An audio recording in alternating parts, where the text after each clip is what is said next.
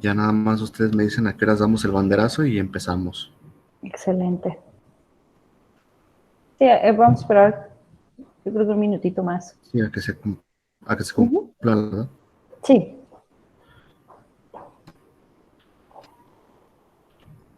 Sí, dije, vamos dándole a las 12 para que no Ujú. tengan que madrugar tanto. Súper.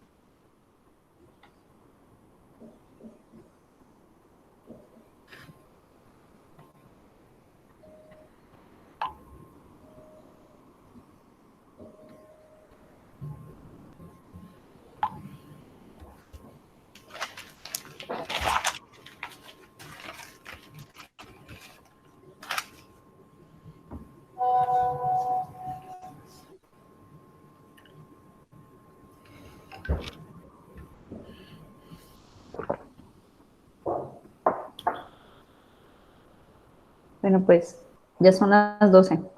Si quiere, damos doy una breve introducción y ya pues para que le cedamos el micrófono, Chef, ¿le parece? Gracias. Sí, Perfecto. Chicos, ¿qué tal? Buenas tardes, ¿cómo están? Esperemos que estén muy bien y les damos las gracias de que se hayan conectado, que estén interesados en el tema. La verdad es que es un súper tema. Sí es bien importante pues el saber, ¿no? Los errores comunes que todo el mundo comete al abrir un restaurante porque lo creen que es fácil, nada más pongo el dinero, compro y listo, ¿verdad? Cuando hay toda una logística detrás de. El chef Anthony tiene 14 años de experiencia ya en este medio, entonces aprovechenlo, sáquenle todo el jugo, pregúntenle todo lo que tengan de dudas. Eh, Tiene experiencia en apertura de restaurantes, creaciones de menús, administración, costos, ha sido es chef ejecutivo en Cantú Eventos y pues entre otros restaurantes. Chef, gracias por aceptar la invitación. Le cedemos el micrófono y es todo suya la pantalla. perfecto. Muchas gracias. Buenas tardes ya a todos. Como les dicen, sí, me llamo Antonio Hernández, soy chef, soy alcohólico. No, ¿verdad? Esa se me fue.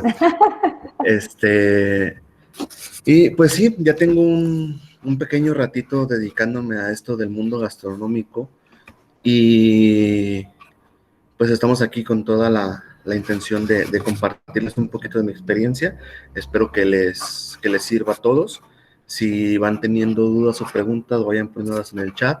Si considero imperativo responderlas al momento, lo haremos. Y si no, pues las vamos guardando al final y al final resolvemos todas las dudas que se vayan generando para pues no perderle tanto el hilo a la plática, porque soy bien platicador y luego nos vamos a ir de aquí a las 4 de la tarde, ¿va? Y pues como vieron el título, uno de los temas con los cuales quiero empezar es el emprendimiento, ¿sí? ¿Qué es el emprendimiento? Pues si nos ponemos técnicos, prácticos, teóricos, digamos que emprendimiento es cuando tú te mueves a hacer algo o tomas la dirección de hacer algo, ¿sí? Ya en el uso coloquial, pues es como cuando empiezas a echar un changarro, ¿sí? Y entonces, pues vamos a platicar ahorita un poquito de cuál es el camino del emprendimiento o cuál debe de ser el camino del emprendimiento para llegar a una meta que es no ser emprendedor, ¿sí? ¿Cuál es la diferencia de dejar de ser emprendedor? Pues cuando ya te vuelves un empresario, cuando ya eres un administrador, cuando ya tu negocio es de un tamaño suficiente que generas empleos, cuando ya tu negocio forzosamente tiene que pagar impuestos.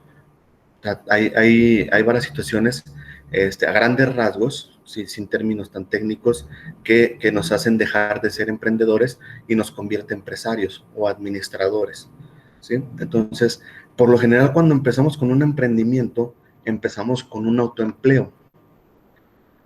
Un tipo de autoempleo muy común en nuestro medio o de emprendimiento es que empezamos a hacer galletitas, que empezamos a hacer pasteles, que empezamos a vender taquizas, que el amigo de mi fulanito que quiere una comida para su novia y vamos y le cocinamos.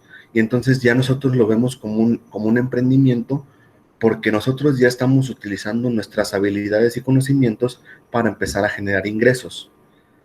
Que a lo mejor cuando lo estamos haciendo en ese momento o cuando estamos empezando, no lo vemos como un emprendimiento, porque no lo estamos formalizando. Sin embargo, son las primeras pautas de un emprendimiento.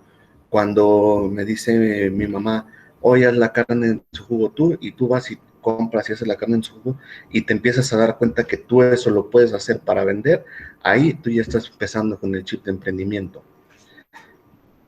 Entonces, ¿cuál es la intención de este momento? Es incitarlos a que emprendan, incitarlos a que aprendan a emprender y incitarlos a que lleguen ustedes a ser líderes en su ramo o empresarios o administradores, a que no se queden en nada más el buen cocinero o el buen chef que siempre sigue trabajando para alguien. ¿Por qué? Porque es muy bonito, pero la verdad es muy frustrante a veces cuando uno se da cuenta ya los sueldos reales en grandes compañías o que realmente no es, digamos que en el mercado no es una profesión que nos dé tantos valores económicos a comparación de otro.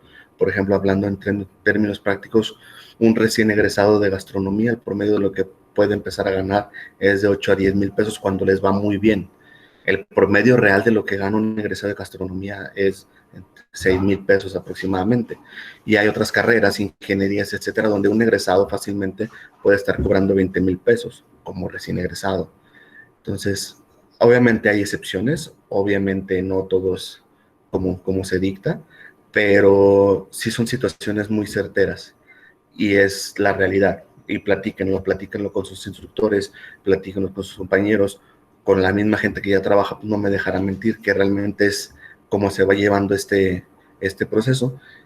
Pero pues nosotros tenemos una herramienta que tenemos muchas cosas que podemos hacer para empezar a aprender y inclusive desde la escuela tú ya puedes tener un propio negocio o ya estar emprendiendo y de esta manera ir ampliando. Y a lo mejor cuando tú eres egresado no te va a importar si te pagan 6, 8 mil pesos, porque tú ya no vas a egresar para trabajar para alguien más, sino a la hora de que tú salgas de tu licenciatura, lo único que vas a hacer es tomar las bases y formalizar tu negocio, si no es que ya lo tienes formalizado, porque no necesitas el título para formalizar tu propio negocio.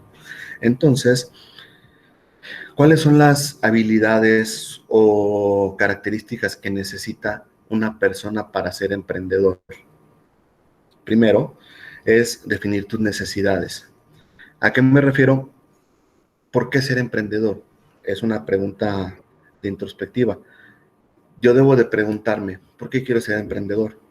Y las respuestas pueden ser diversas. Alguno puede decir, pues yo quiero ser emprendedor porque yo no quiero que me manden. Una de las principales razones de las que yo he tomado para emprender es que soy muy malo siguiendo órdenes. A mí me cae muy mal la gente que me ordena. Es algo que no me gusta y es algo que no acostumbro y que no me gusta recibir órdenes. Entonces, si yo soy mi propio jefe, pues ¿de quién voy a recibir órdenes? Al rato llegamos a ese punto porque también recibimos órdenes. Pero eso puede ser un punto, por ejemplo. El otro punto, pues, porque quiero empezar a generar dinero. ¿Ya? Entonces, un punto para generar dinero o un ingreso extra. Otro punto para emprender, porque me encanta hacer pasteles y yo amo hacer pasteles y toda la gente me pide pasteles y entonces yo quiero hacer pasteles. Entonces, ese es otro punto para emprender. ¿Va? Una de las características también principales para poder emprender es que tú sientas amor y sientas pasión por lo que estás haciendo, por tu emprendimiento, ¿sí? Pero aquí hay una regla que yo autopuse en esta cuestión que siempre nos dicen de siente amor y pasión por lo que haces. No necesariamente es sentir amor y pasión por un producto. Por ejemplo, yo vendo pizzas. Actualmente es el producto principal que tengo en el restaurante. Y yo siento amor haciendo pizzas. A mí me encanta hacer pizzas. Tengo toda la vida haciéndolas. Pero realmente mi pasión principal es el dinero. Yo también siento pasión y siento amor por el dinero. ¿Y qué es lo que pasa? Que yo sé que para llegar a ese dinero, pues necesito un camino. Y ese camino me lo están dando en ese momento las pizzas. No es que esté haciendo la gran millonada, pero por lo menos nos ha mantenido a flote en esta época o en esta pandemia. Entonces, sí necesitas pasión, sí necesitas echarle muchos kilos, sí necesitas amor, pero debes de ver a qué se lo reflejas, ¿va? Ahí el ejemplo sería pues hay mucha gente que le dicen, pues es que te queda muy rico el arroz. Pero si tú no sientes pasión por hacer arroz, pues no vas a dedicarte a vender arroz. Sin embargo, si tú sientes pasión por arroz, por hacer el arroz y por vender el arroz, pues lo haces negocio. Esa es la otra parte, ¿va?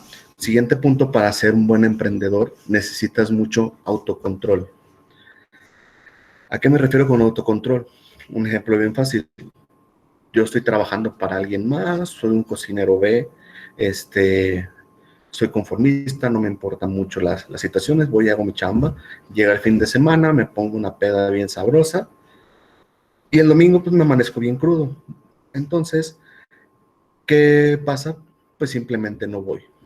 No voy a trabajar el domingo, ya sé que me van a descontar el día, ya sé que me van a mandar a los una semana de castigo, etcétera. Y soy consciente de que puede traer todas esas en contras, pero como no soy responsable de mis acciones y como realmente la pérdida que tengo no es mucha o es una pérdida calculada, no tengo el autocontrol para decir no lo quiero. Pero ya cuando eres emprendedor necesitas tener el autocontrol y decir, yo vendo donas y tengo que entregar 100 donas el lunes a las 8 de la mañana, yo sé que el domingo no voy a ponerme una guarapeta. Necesitamos ese autocontrol. Otro autocontrol que necesitamos es, si por algo el negocio no está yendo bien y yo me hundo, pues se hunde el negocio completo. Cuando es una empresa o una compañía y una persona no está bien y se empieza a hundir, tiene otros pilares que la respaldan.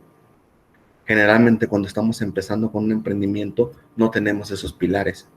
Y si se hunde la persona, se hundió el negocio y adiós todo. Entonces sí es muy importante tomar en cuenta todas esas ramas de autocontrol que vamos teniendo. Debemos de tener visión. Debemos de tener visión a corto, a largo y a mediano plazo. Y esa visión es, por ejemplo, ahorita que pone el arroz, pues alguien tiene pasión por vender arroz y empieza y arma y empieza a hacer sus vasitos y pone su letrerito fuera de su casa y empieza a vender arroz y con sus amigas y lo que sea.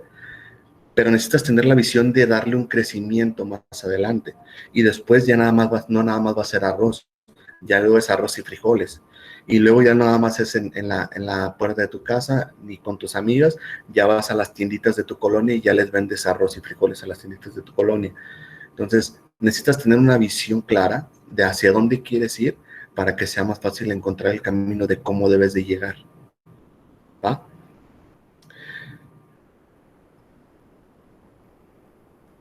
Ok. El siguiente punto es resistencia al fracaso. ¿Sí?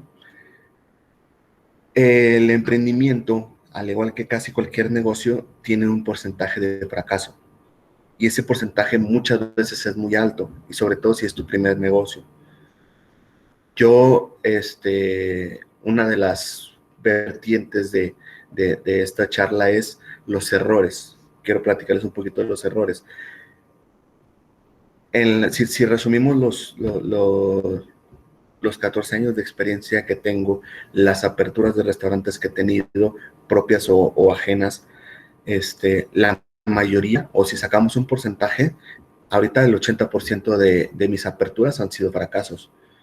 Han sido lugares que he tenido que cerrar, a veces por situaciones externas y a veces por decisiones propias o personales, aunque también otras por malas administraciones, por malos manejos, por falta de experiencia, por falta de conocimiento.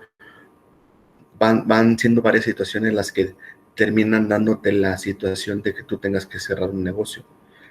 Pero ¿qué es lo que pasa? Que nosotros debemos de ser resistentes al fracaso y saber que si en algún momento tienes un fracaso, no significa que se acaba el mundo y no significa que se acaba todo, aunque así se sienta. Y necesitamos ser conscientes de que en algún momento puede pasar para estar preparados y poder afrontarlo. Y entonces, así como les platico que he tenido el 80% de fracasos, pues ya llegamos a un 100% en el que me he vuelto a levantar, a tal grado de que ahorita en el restaurante que tenemos activo, que se llama La Terraza del Country, abrimos en plena pandemia, tenemos tres meses de reapertura y en 2 meses alcanzamos el punto de equilibrio. Entonces, esto nos habla de que a pesar de todas las adversidades, siempre hay la posibilidad de resurgir. ¿Sí? Reconocimiento de errores. Esto va muy ligado al anterior. ¿Sí? Necesitamos nosotros tener mucha autocrítica, sobre todo si es en un emprendimiento, porque si nosotros no reconocemos los errores que tenemos, va a ser muy difícil salir de algún error o salir del hoyo en el que nos hayamos podido meter. Si nosotros tenemos la capacidad de poder reconocer en qué nos equivocamos, tenemos toda la capacidad de poder solucionarlo. A lo mejor no tenemos las herramientas, pero si ya conocemos el error, si ya identificamos el error, vamos a encontrar las herramientas para poder solucionarlo y no volverlo a cometer. ¿Por qué? Porque puede llegar otro error y así lo solucionas y puede llegar otro error y lo solucionas y llega otro error. Pero si caes 3 veces en el mismo error, si te tropezas 10 veces con la misma piedra, pues vas a estar en el mismo hoyo. Entonces eso significa que no estás reconociendo bien el error, ¿sí? Entonces también hay que poner atención en esos detalles, ser muy buenos para identificar los errores, ya sea propios o ajenos.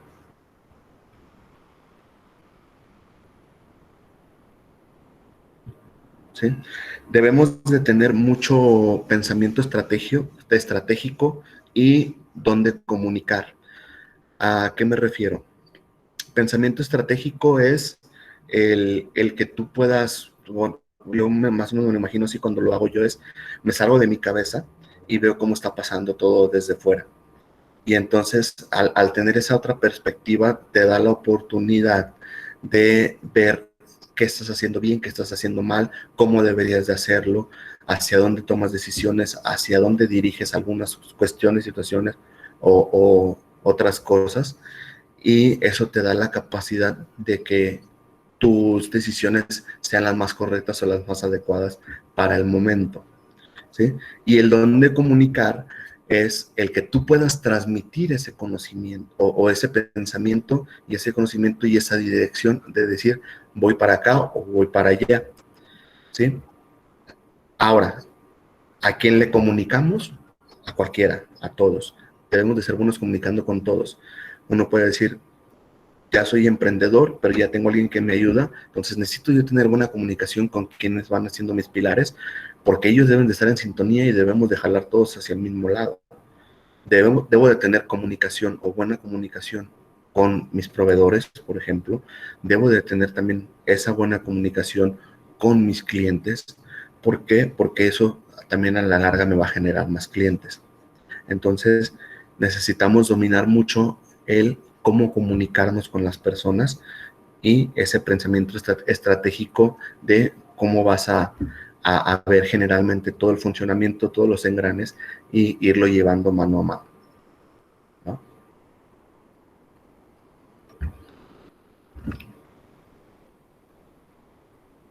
Y el último punto que yo considero uno de los más importantes para un emprendedor o un emprendimiento es formar un buen equipo de trabajo. Y a lo mejor algunos dirán, pero si estoy yo al principio yo solo, pues no tengo un equipo de trabajo. Y eso es un error muy grande. Desde que tú estás empezando a hacer algo, tratas con clientes y tratas con proveedores.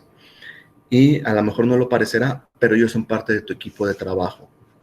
¿Cómo un cliente va a ser parte de tu equipo de trabajo? Al momento en el que tú lo enganchas de tal manera que él se vuelve tu vendedor pasivo. ¿Cómo es tu vendedor pasivo? Cuando te empieza a recomendar. Entonces, si tú ya enamoraste, ya cautivaste a un cliente y ese cliente ya te lo ganas, pero por ejemplo tu producto no es un producto reutilizable, no es un producto que te vaya a tener al mismo cliente cada semana o cada 15 días, que sea de una manera constante, él se va a volver tu vendedor pasivo cuando tú lo enamoras y cuando tú lo enganchas. Y tú ahí lo estás volviendo parte de tu equipo de trabajo. Y lo mismo con tus proveedores. Cuando tú vuelves a tu proveedor parte de tu equipo de trabajo, que no es de una manera directa, pero él ya es parte de tu equipo de trabajo, también debes de ser consciente de encontrar a los mejores proveedores. Y no siempre son los primeros que te encuentras. Y a lo mejor al principio no lo vas a encontrar y más adelante en el camino vas encontrando nuevos proveedores, pero tú debes de hacerlos parte de tu visión, parte de tu sueño, parte de tu estrategia. ¿Por qué? Porque eso te va a llevar a que esa relación te abra más puertas o te dé más oportunidades. Entonces, eso es bien importante, el hacer buenos equipos de trabajo. Después de eso, cuando tú empiezas a agregar nuevos eslabones, cuando empiezas a agregar nuevo personal, tú tienes que ir agregando pilares. No tienes que agregar algo nada más que va a ser un mueble o algo que se vea bonito. Tú necesitas agregar personas que le agreguen valor a tu proyecto, ¿sí? Desde si te va a ayudar a manufacturar, si te va a ayudar a vender, si te va a ayudar a producir, si te va a ayudar a estarte surtiendo, lo que sea, la actividad que vaya a realizar, tú debes de engancharlos para que sean parte de tu proyecto, que lo sientan como suyo, porque si lo sienten como suyo, eso va a hacer que te dé más oportunidades de crecimiento, porque ya nada más es una persona buscando ese crecimiento, ya son 2, 3, 4 las que se vayan sumando, pero como todas van sintiendo lo suyo, siempre uno busca lo mejor para uno mismo. Y como yo siento que es mío, pues yo voy a jalar parejo para que esto funcione. Entonces, es bien importante el cómo vamos haciendo las relaciones para nuestro equipo de trabajo. Y es bien importante que cuando buscamos cualquier alianza que se vaya a acercar con nosotros, sea algo que realmente le agregue valor. No es meter gente por meter gente o porque necesito, etcétera. A lo mejor para un día, dos, consigues a alguien para que te ayude a sacar el pendiente o el trabajo, pero lo importante es que tú vayas creando lazos con gente que le aporte valor a tu proyecto. Entonces, por ejemplo, ahorita hablando en una parte un poco más a lo que me ha pasado, o poniéndoles el ejemplo claro, en algún momento yo quería cambiar de estuche de cuchillos, de estuche de mis cuchillos, y pues yo no quería el clásico de lona o el Victorinox, que son los normales que encontrabas económicos en cualquier lado. Yo quería algo de mejor calidad. Y en eso me encontré con una empresa que estaba surgiendo, que se llama Cohen, que ahorita no sé si algunos o varios de ustedes la conozcan, es una de las mejores empresas en cuanto a estuches de piel de cuchillos se refiere, que ahorita ya venden mandiles, que ahorita ya venden hasta carteras, tarjeteros, venden cuchillos de importación, etcétera. Es una empresa que inclusive la dueña o la presidenta de la empresa ya salió en Shark Tank, consiguió inversión, etcétera. Es una empresa que ha tenido mucha proyección. ¿Qué es lo que pasa? Que su estuche más barato o más económico cuesta arriba de 2,500 pesos. Y en su momento era para mí algo imposible de comprarlo. ¿Qué pasa? Que afortunado o desafortunadamente yo tenía un conocido que se dedica a hacer bolsas, etcétera. Entonces le dije, oye, pues si te compro la piel y me puedes hacer esto, así, así, asado, que no sé qué. Y entonces él me dice, Simón, vamos haciéndolo. ¿Y qué es lo que pasa? Que yo empecé a emprender sin saber que lo estaba haciendo. ¿Por qué? Porque yo fui y busqué proveedores para la piel. Busqué distintos proveedores, encontré una piel que me gustara y encontré un precio que se acomodara a mis posibilidades. Lo hice, encontré los remaches, encontré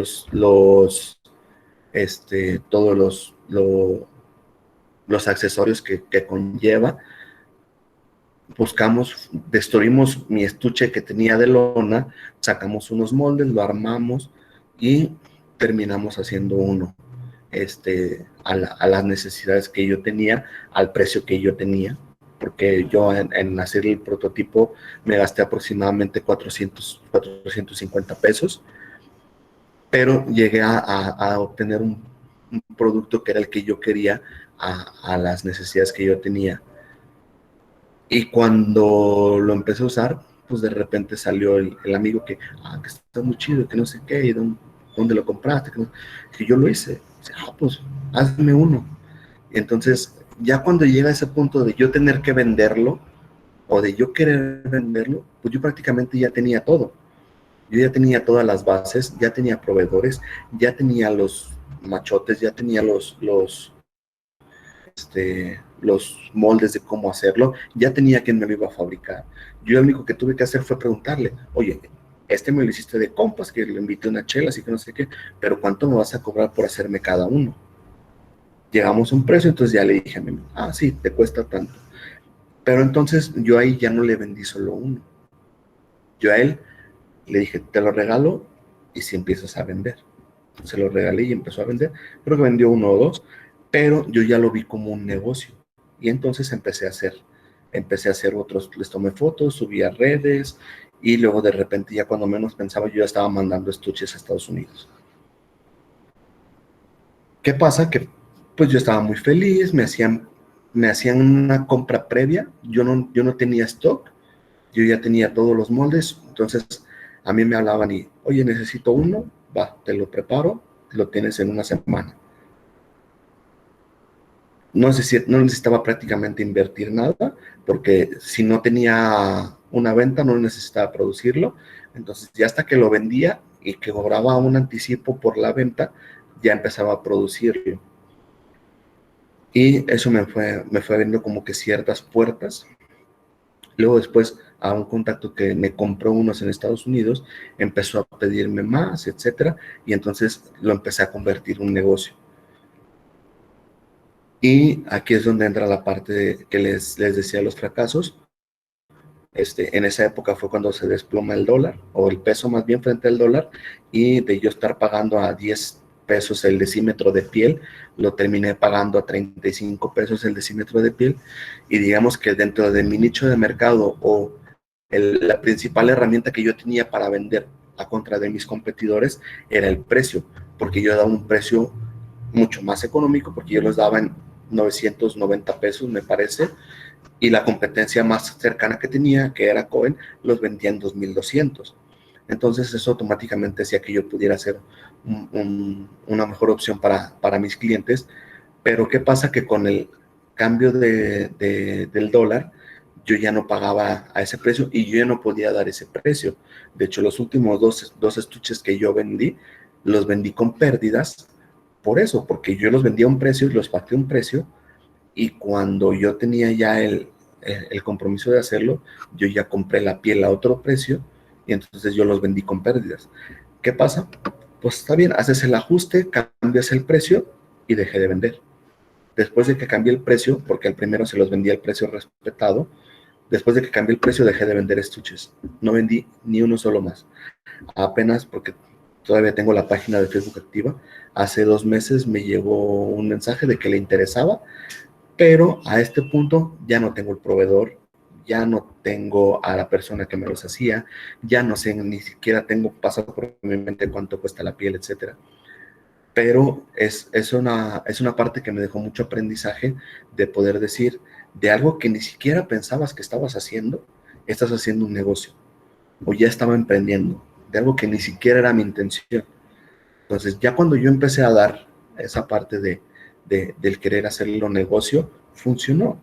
A lo mejor si yo hubiera tenido una visión diferente, pues en su momento yo hubiera buscado otro proveedor de piel, hubiera buscado otras alternativas, o otro productor, etcétera. Pero yo en ese momento ya no tuve esa visión. ¿Por qué? Porque tenía, digamos que otros proyectos más importantes que realizar. Entonces lo dejé de lado. Y pues esto es como un ejemplo de muy práctico y muy sencillo de cómo se puede dar ese emprendimiento. ¿Va? Ahorita vamos cerrando un poquito la parte de emprendimiento. No sé si quieres damos chance de si alguien tiene alguna duda, algún comentario, etcétera. Mientras pasamos al siguiente tema, adelante, les doy un par de minutitos para que los pongan en el chat.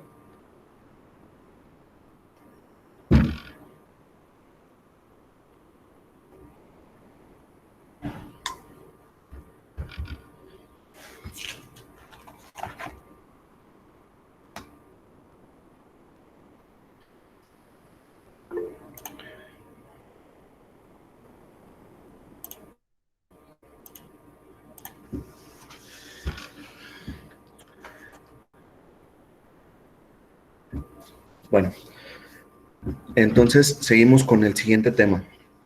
El siguiente tema es...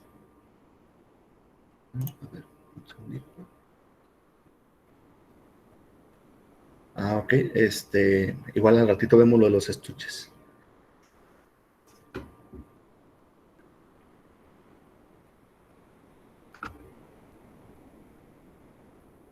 Ok, en estos temas de COVID, ¿qué estrategias se pueden aplicar para los negocios de comida?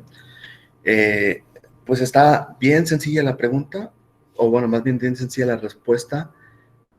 Todos nos fuimos o nos volcamos a la parte del servicio de domicilio. Fue la respuesta súper fácil que tuvimos todos en la parte de la comida, fue meter servicio a domicilio. Los que no tenían lo metieron, el alta para Rappi, para Uber Eats, para todos esos, se colapsó. Yo me acuerdo cuando yo abrí por primera vez un restaurante con Uber Eats, en 3 días, 4 días ya estaba en servicio, ya estaba activo en la plataforma, casi iban y me llevaban un cafecito, me dejaban la tablet y gracias por haberme pagado 10,000 pesos para que vendas en mi plataforma. Y ahorita tardamos prácticamente 2 meses en poder darnos de alta en las plataformas y solamente logramos darnos de alta en Rappi.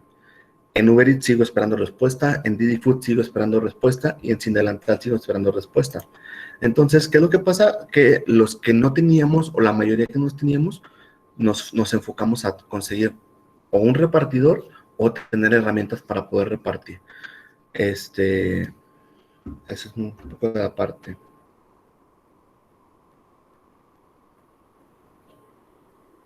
Ok.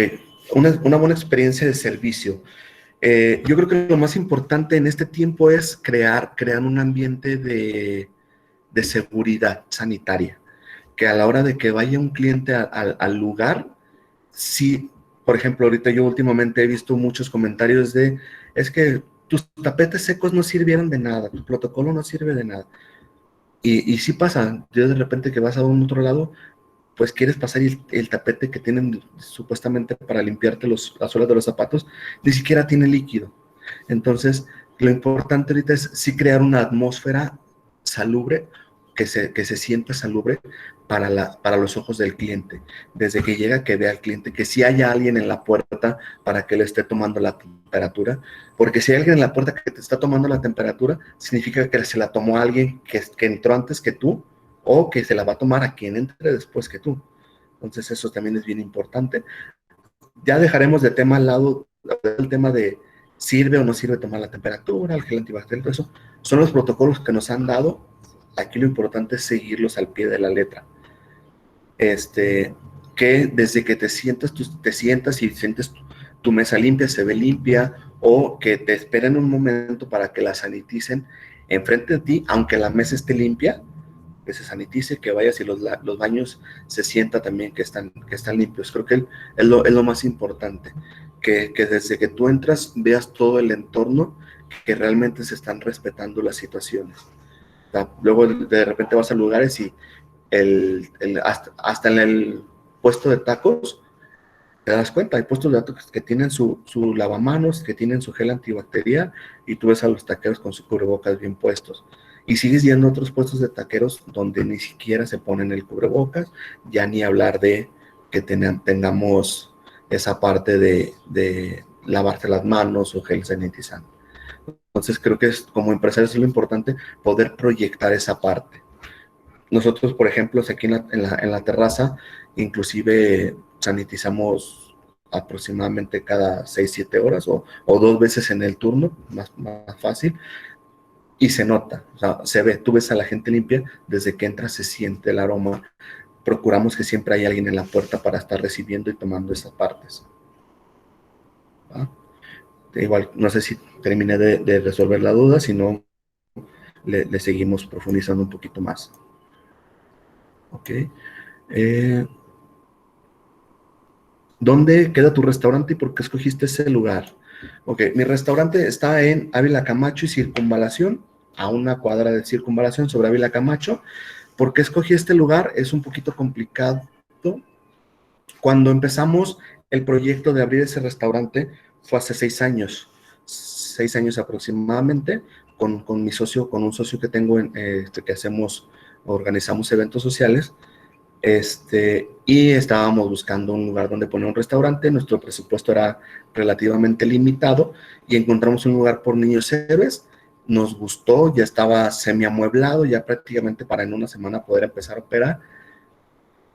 Pero la persona que nos iba a rentar ese lugar nos pedía una fianza de 100,000 pesos, que era aparte del depósito, del mes de depósito, y aparte de las rentas que íbamos a pagar durante el año.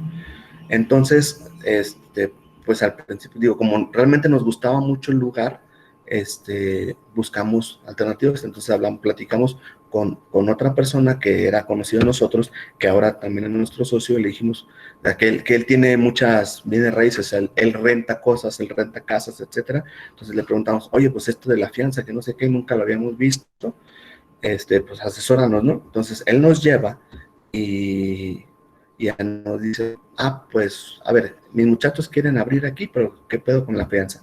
Y ya le platica el que nos quería rentar, no, pues que es la garantía para que sí me vayan a pagar. Oye, pero pues les vas a descontar eso de las rentas o qué. No, que no, y que total, que fue un caos. Y entonces al último nos dijeron, ¿sabes qué? Pues este cuate nada más les quiere ver la cara, ni te mortifiques por quedar ahí. Entonces lo dejamos de lado y ya afuera nos dice, pero pues a ver, platíquenme qué quieren hacer y qué no sé qué. Nosotros ya trabajábamos con él para organizar eventos, porque él es dueño de algunos casinos y salones de eventos. Entonces ya nos dice, no, pues ¿qué quieren hacer? Pues queremos armar un restaurante, y ya le platicamos la idea y el proyecto que teníamos. Él nos dice, a ver, vénganse, vamos a ver otro lugar. Y él nos llevó a donde ahorita es nuestra ubicación actual. Y nos dice, pues mira, yo tengo este lugar. Ese lugar era la oficina del Salón Fiesta del Country, que estaba justo a un lado. Tengo este lugar en mi oficina, pero yo mi oficina ya la tengo en otro lado, que no sé qué. Aquí está, si les gusta, aquí está. Y como le gustó nuestro proyecto, le gustó nuestra idea, nos dijo, y pues vamos viendo, yo también le meto lana. Yo quiero dejarle algo a mis hijos y que no sé qué. Y entonces fue la manera en que llegamos al lugar. Obviamente, antes de decidir qué iba a hacer en ese lugar, hicimos estudio de mercado, hicimos una planeación de proyecto, adaptamos nuestro proyecto a ese lugar en específico o a ese local, porque el proyecto que nosotros teníamos al inicio era pensado en otra zona, era proyectado a otra zona, digamos, de un nivel socioeconómico más bajo, con diferente menú, con diferentes precios, y aquí ya nos adaptamos a este lugar. Entonces, eso es un poquito de por qué escogimos ese lugar. Igual, ya ahorita que vayamos a la parte de cómo abrir un restaurante, profundizamos más en los cómo.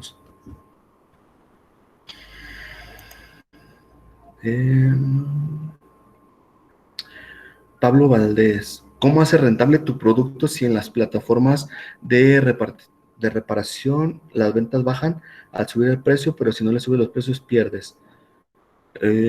Ok, me entiendo a las plataformas de repartición. Ok, ¿qué pasó? Ha sido todo un caos ahorita con las plataformas de repartición por la nueva adición de impuestos. Primer punto, como aclarar, que a lo mejor se hizo mucho borlote, creo que ya puede estar muy aclarado en general, pero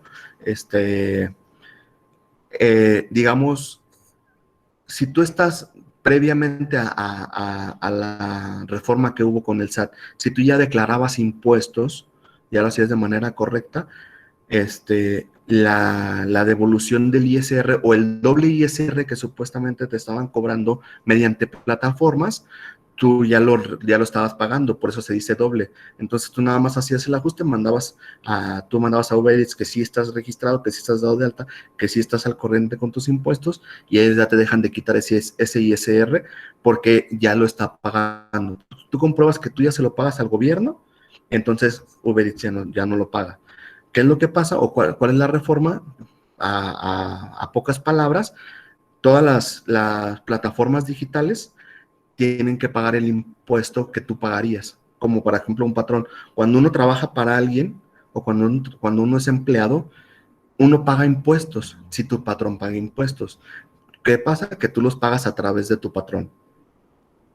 Cuando estás en estas empresas, entonces el restaurante tiene que pagar esos impuestos por esa venta que está realizando, y la solución más práctica para el gobierno es, ok, pues como hay mucho comercio informal en la restaurantería, pues yo le cobro a todas esas empresas que yo sí las tengo registradas, que sí me pagan impuestos.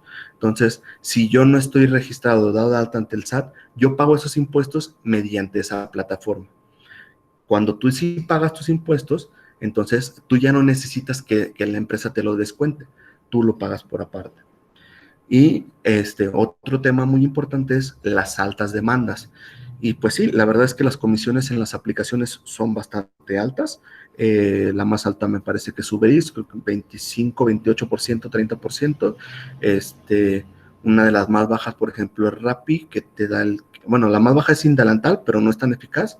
Digamos, la más baja de las eficaces es Rappi, que te quita el 15% cuando firmas un contrato de exclusividad, es decir, que no estás en las otras plataformas, es como te quita menos comisión. Y entonces, ¿qué pasa? Si son altas las comisiones, a lo mejor no vas a hacer rentable tu producto mediante estas plataformas, pero aquí lo importante es en esa visión estratégica o en ese pensamiento estratégico poder decir, ok, digamos, no es el medio que me va a dar mayor rentabilidad. Sin embargo, es un medio que sí me va a dar difusión. Entonces, ¿qué hacemos? Aprovechamos esta difusión, se incrementa lo que se supone que inclusive en los contratos dice que no puedes tener un precio diferente al de tu menú. El 90% de la gente que está de alta en esos sistemas tenemos incrementado el menú, o sea, el precio, un 10-15%, porque si no sería pérdida, ni siquiera saldrías tablas, tendrías pérdidas, generalmente para esas ventas. Pero si lo utilizas como un medio de difusión para poder llegar a otros lugares donde no has llegado o donde tus propios medios no te están haciendo llegar, es algo que te da la apertura. Entonces, por ejemplo, algo que yo he hecho, no solo en uno, sino en 4 proyectos que he estado, en donde se incluye mucho la venta por ese medio, es una estrategia en donde cada que tú mandas un platillo o un servicio por cualquiera de las aplicaciones, tú le pones un volante o tú le pones una tarjeta donde le dices al cliente, si tu próxima compra es directo conmigo, te voy a dar el 10% de descuento, o te voy a regalar un postre, o tus bebidas van gratis. Y eso hace que para ese cliente, la siguiente vez que quiera algo así, te va a hablar y te va a pedir esa parte. Ahora, viéndolo del lado del cliente, uno como cliente cuando se mete a estas plataformas es principalmente por 2 razones. Primera, por el servicio a domicilio, porque todavía hay muchos lugares que no tienen servicio a domicilio. Y segunda, por las promociones. ¿Por qué? Porque luego de repente hay días donde las promociones son bastante atractivas y terminas pagando mucho menos de lo que pagarías en el restaurante. Entonces, como cliente esa parte es vital, por eso sigue teniendo tanta afluencia, por eso sigue teniendo tanto flujo en esta parte de la repartición por plataformas. Pero pues sí es bien importante uno como empresario, digamos, o uno como emprendedor, saber que ese es el futuro. Es el futuro actual, que sigue siendo futuro porque es hacia donde vamos. La gente ya tiene menos tiempo para comer o la gente ya no quiere tanto salir de su casa, entonces estas plataformas nos dan la apertura de seguir teniendo ese cliente en nuestro restaurante o de seguir nosotros proviéndole comida a ese cliente. Entonces, sí es importante que tengamos un pensamiento crítico de poder decir hacia dónde va y enfocarnos a seguir cumpliendo con esas estrategias. ¿Sí? Ok, la siguiente, ¿cómo se inician las franquicias en un restaurante? ¿Te refieres a cómo comprarlas o que tu negocio se vuelva franquicitario?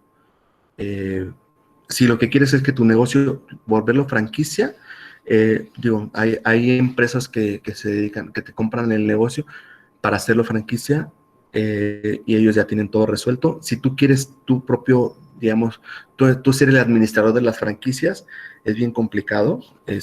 Realmente necesitas una inversión muy, muy grande. Por eso es más fácil como que venderle tu proyecto a estas empresas. Por ejemplo, una de las empresas de franquicias más grandes de todo México y de casi de toda Latinoamérica es Alsea.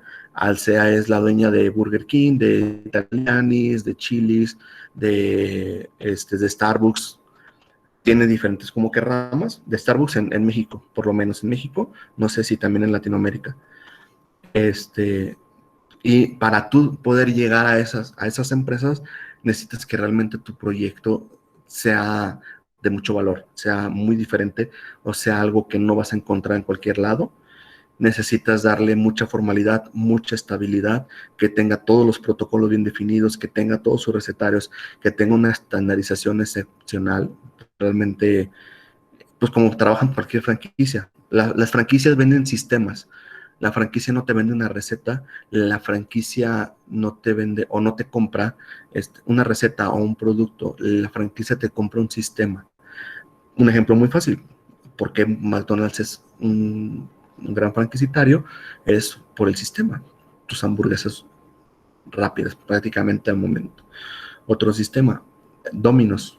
¿Cuál es el sistema que vende Domino's? No es la gran pizza, no es esto, es la entrega a domicilio gratis si no está en 30 minutos. Es lo que te vende. Eso es lo que hace llamativa una empresa para poderla hacer franquicia. Ya después de cuánto se vende, de cuánto se mueve, pues ya hay muchas variaciones. Y, ok, ¿cómo te ves en tus proyectos de aquí a 3 años? Eh, yo en mis proyectos me veo a 3 años, como me veo un poco ahorita. Yo en este año, digamos, en la parte personal, era ya no trabajar para alguien más. Todavía hasta marzo de este año, yo, aparte de donde trabajo, administro o trabajo en la terraza del country, trabajo en Encanto Eventos, trabajo con Trufo Catering. Digamos que me encargo todo lo que tenga que ver con comida de esos 3 lugares. Este, Aparte de esto, yo trabajaba en otras empresas. Era gerente en la pizzería, trabajaba en otros lugares. Y este año lo que me propuse era dejar de serlo.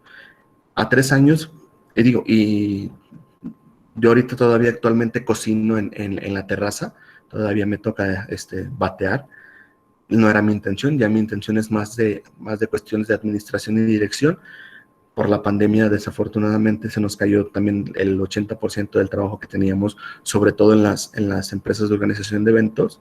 Entonces, eso nos detuvo un poquito, nos tiene ahorita trabajándole mucho en la terraza para que siga a flote, pero yo a 3 años me veo básicamente dirigiendo empresas y tengo todavía un par de proyectos que quiero formalizar como emprendimientos, y también lo mismo, siguiendo, ahora sí que en la parte de darle seguimiento a esas empresas. Mi intención en 3 años es que se pueda hacer ese proyecto. Y por último, para tener ahorita la ronda de preguntas, Manuel, no, yo no tengo interés que mi negocio sea franquicia. A mí me gustaría hacer sucursales. Cuando tú administras sucursales, tú tienes digamos, sigues teniendo la opción de tú hacer lo que quieras con tus sucursales. Cuando es una franquicia ya no le puedes mover mucho. O sea, ya no, por ejemplo, en Burger King ya no puedes vender pollo frito. Y si es una sucursal y tú quieres vender pollo frito, puedes vender pollo frito y nadie te va a decir que nada. ¿Va? Vamos a darle un poquito más de intención a el tema de una apertura de restaurante. Creo que no se me pasó ninguna pregunta. Si se me pasó alguna pregunta, me la vuelven a hacer un ratito más. ¿Qué es lo principal o qué es el primer punto para la apertura de un restaurante? El primero es definir un concepto. Definir un concepto es muy básico, con comida italiana, comida mexicana, comida fusión, sushi, pizza, lo que sea. Pero esa es la idea, ¿sí? Una idea no vale nada. La gente que dice, es que tu idea está muy chida, véndela. una idea nunca vale nada. Lo que le da valor es un proyecto. ¿Va? Entonces, ¿cómo vas a empezar a definir un concepto? Con una idea. Por ejemplo, yo, vender pizzas. Entonces, yo digo, yo quiero vender pizzas. Vamos a ¿qué necesitamos para vender pizzas? Para poder definir un concepto. Tomamos en cuenta locación, si ya tienes local o si se va a poner el local. Tomamos en cuenta a qué público vamos a llegar, ya sea en la gente de tu zona y en la gente de que puedas llegar por medio de servicio a domicilio, si es el caso, qué tipo de público y hacer el estudio de mercado, ¿sí? ¿Qué pasa o qué es uno de los errores muy comunes que decimos? Decir, bueno, me pasó, cuando yo salí de la universidad, yo salí prácticamente graduado con honores, yo fui, digamos, uno de los mejores, si no el mejor alumno de mi generación y de toda la universidad a esa fecha, porque era una universidad chiquita que tenía dos generaciones nada más antes que la mía. Entonces yo me sentía Dios. Yo dije, yo puedo con todo. Para cuando yo salí de la universidad, yo ya tenía 5 años trabajando en restaurantes, 5 años de los cuales mínimo 4 había trabajado en sushis. Entonces yo dije, yo soy un Dios, yo todo lo puedo y voy a poner mi sushi. Y afortunado o desafortunadamente no sabía nada. Entonces yo agarré y me encontré un localito barato cerca de mi casa, estaba bonito, enfrente de una iglesia. Entonces yo como cliente de la colonia, pues yo voy siempre a esa zona y compro lo que quiera. Y como ahí no hay sushi, pues yo voy a vender sushi. Como mi sushi es el mejor del mundo, pues yo voy a ser bien chingón y vamos a romperla. Y entonces, el primer error, me asocié con mi novia de aquel tiempo. El segundo error, no hice estudio de mercado.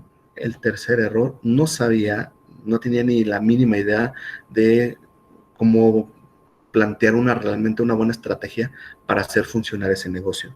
Entonces, armé un menú, tenía 25 sushis preparados, pero no los clásicos. O sea, estaban los 20 clásicos, el California, el empanizado de Filadelfia, y tenía otros 25 sushis que eran mi especialidad. Tenía comida de plancha, tenía todo eso. Era un localito que eran nada más 2 mesas las que le cabían. No tenía nada de idea de administración, no sabía ni quién era el SAT, no tenía idea de cómo sacar una licencia, no tenía idea de los requisitos que te pide Protección Civil para eso. ¿Por qué? Pues porque en su momento a mí no me los enseñaron en la escuela. Yo cocinaba muy bien y la gente siempre me dijo que cocinaba muy bien y yo nada más me quedé con ese chip. Nunca me preparé para todo lo que conlleva abrir un negocio. Y entonces pues me empecé a topar con esos problemas. El problema del estudio de mercado es que realmente para el sushi, en mi colonia es una colonia de gente grande. Entonces, a la gente grande le gustan los taquitos, le gustan las gorditas, le gusta la garnacha, le gusta el pozole, le gusta todo eso. Y no les gusta el sushi. Y si yo les monto un sushi con el salmón y con un greñudo y todo ese rollo, pues no es algo que les llame la atención. Lo que más o menos medio vendía eran los yakimeshis. Era lo que más vendía, yakimeshi o teppanyaki. Y en un negocio de sushi, pues obviamente es lo que menos queremos vender, yakimeshi y teppanyakis. Lo que queremos es que vean mi super sushi que hice de atún picoso, que no sé qué. Entonces, yo fallé en el estudio de mercado, fallé en la administración y fallé en la sociedad que elegí, porque a los 6 meses yo ya tenía problemas con la novia, que no sé qué. Entonces, realmente fue todo un caos. Y es donde estos fracasos empiezan a darnos conocimiento o empiezan a darnos bases.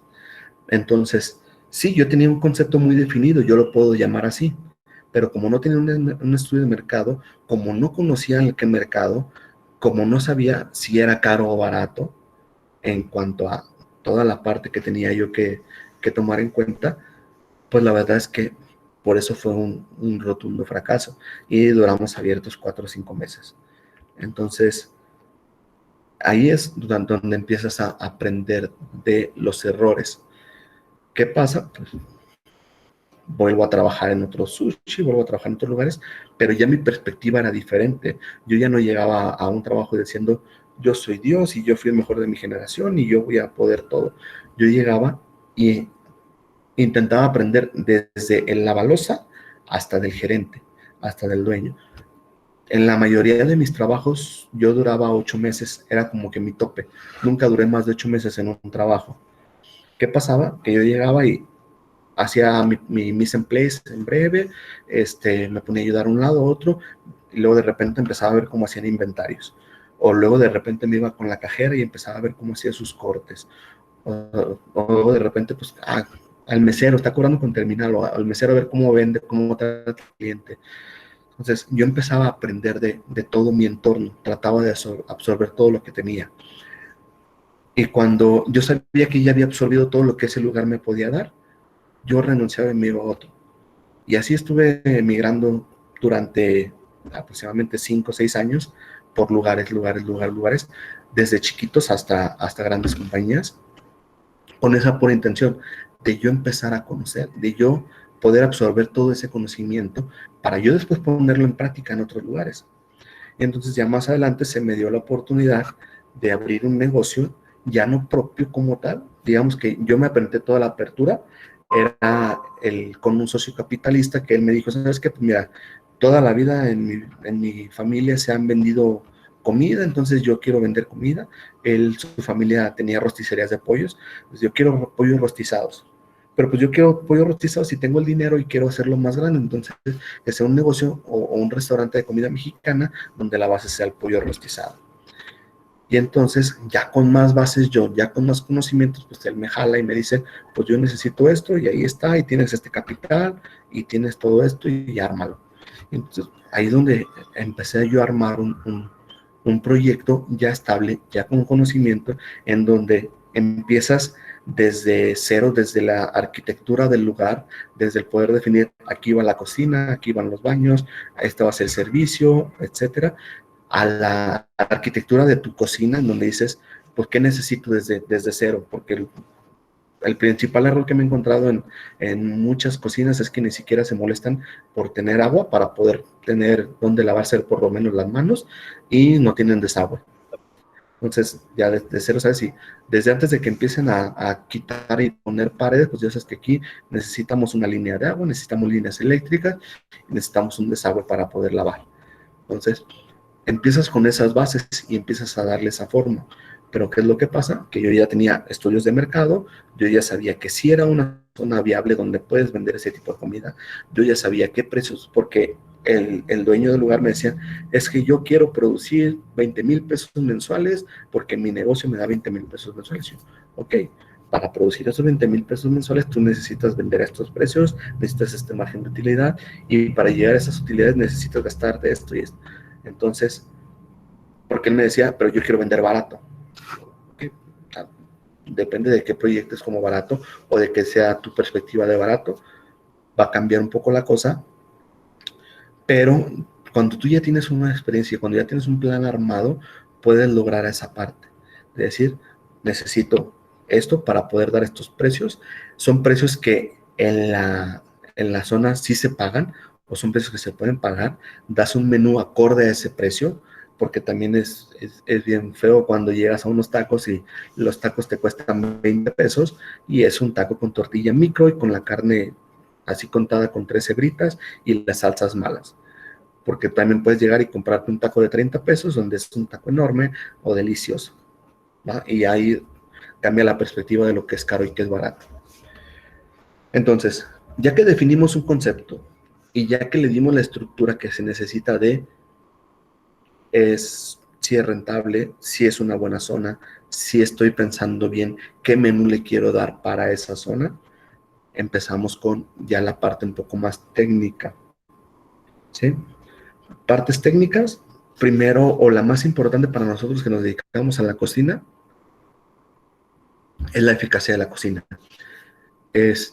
Lo primero que a mí me gusta hacer cuando estaba haciendo una apertura es con cinta marcar espacios. Aquí va la cocina, aquí va la estufa, aquí va la plancha, aquí va esto, aquí va el otro, aquí va el bote de basura, aquí voy a poner una tarja, aquí va a ir esta mesa de 2 pisos, aquí pongo la campana, etcétera, para que tú, desde antes de que compres las cosas, tú ya empieces a ver flujos. Y dices, ok, si voy a batear por aquí, sale por acá, si voy a batear por acá, sale por acá. Y eso es como un parteaguas. Después lo puedes ir ajustando, acomodando, a lo mejor sí, pero tu margen es mínimo, porque ya tienes instalaciones, porque ya tienes, digamos que los espacios medidos, etcétera, para tratar de dar una mayor afluencia a la cocina. Lo mismo pasa con todo el restaurante. ¿Verdad? Hay que ser estratégicos de decir, la cocina va acá, el comedor de este lado el área de DJ, este lado el área de la caja, etcétera. Entonces, hay que tener como que mucha apertura para ver eso y asesorarse. No pasa nada de repente nos podemos asesorar también con decoradores de interiores o con arquitectos que también nos pueden echar la mano a eso, aunque ellos son especialistas en, por ejemplo, un decorador de interiores generalmente se especializa en que se vea bonito. Un arquitecto se especializa en que se vea bonito y que sea de cierta manera funcional en algunas situaciones, pero ninguno de los dos trabaja en una cocina, entonces no te van a poder decir cómo darle esa fluidez a una cocina. Para eso tenemos que intervenir nosotros en base a experiencia.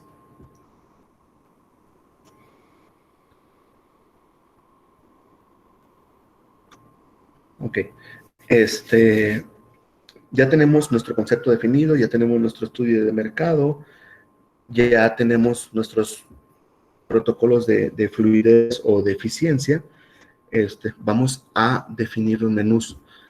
Los menús los vamos a definir en base a los cheques promedios que queramos dar. Como se saca un cheque promedio, es bien fácil.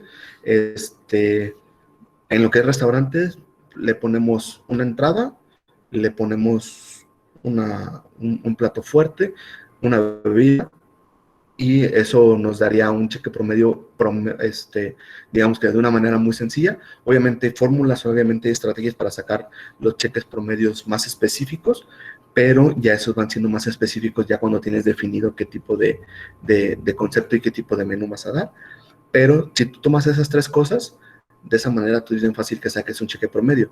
Obviamente vas a agarrar una entrada promedio, obviamente vas a agarrar un platillo promedio, no tu platillo más caro ni tu platillo más barato, y lo mismo con una bebida, de preferencia que la bebida sí sea sin alcohol, a menos de que seas más tirándole a bar, pues ahí sí metes como que tu cerveza media o tu tequila de promedio, una copa de vino. Pero generalmente vamos a bebidas sin alcohol, a un platillo este, y a una entrada, perdón. Ahora, todo esto vamos a considerar que es presunción, es lo que creemos que va a pasar. ¿Por qué? Porque apenas estamos aperturando, no estamos en flujo. Ahorita vamos a pasar a cuando ya abriste, cuando estás en flujo, cómo tienes que hacer los ajustes.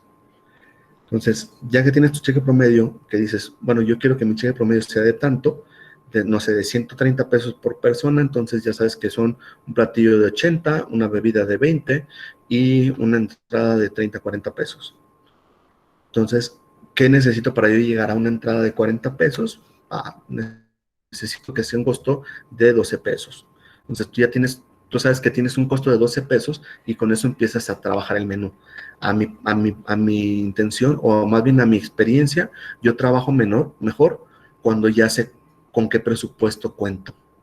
Si a mí me dejan el presupuesto abierto, yo me voy a platillos de donde me cuesta a mí hacer un platillo 130, 140 pesos sin problema. este, a veces hasta una sola entrada. Pero cuando yo ya sé que tengo 12 pesos para preparar una entrada, pues, mi mente trabaja en ese estándar. A lo mejor algunos será como al revés, decir, bueno, pues yo quiero este platillo, vamos a trabajar en este costo. ¿Va?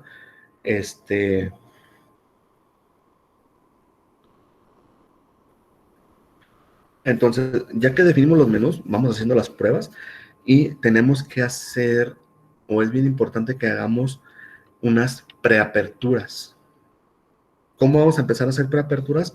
Primero con amigos, primero con familiares, primero con gente de confianza, Pero yo aquí digamos que el mayor error que hacemos es invitar a la gente que nos va a decir que todo está bien, a la gente que no tiene la certeza de decirnos, ¿sabes qué? Está fallando en eso. O sea, invitamos al amigo, invitamos a la novia, al primo, etcétera, pero no siempre es gente que le va a agregar valor o que te va a poder hacer notar una falla que estás teniendo. Yo aquí, por ejemplo, se las pongo bien fácil.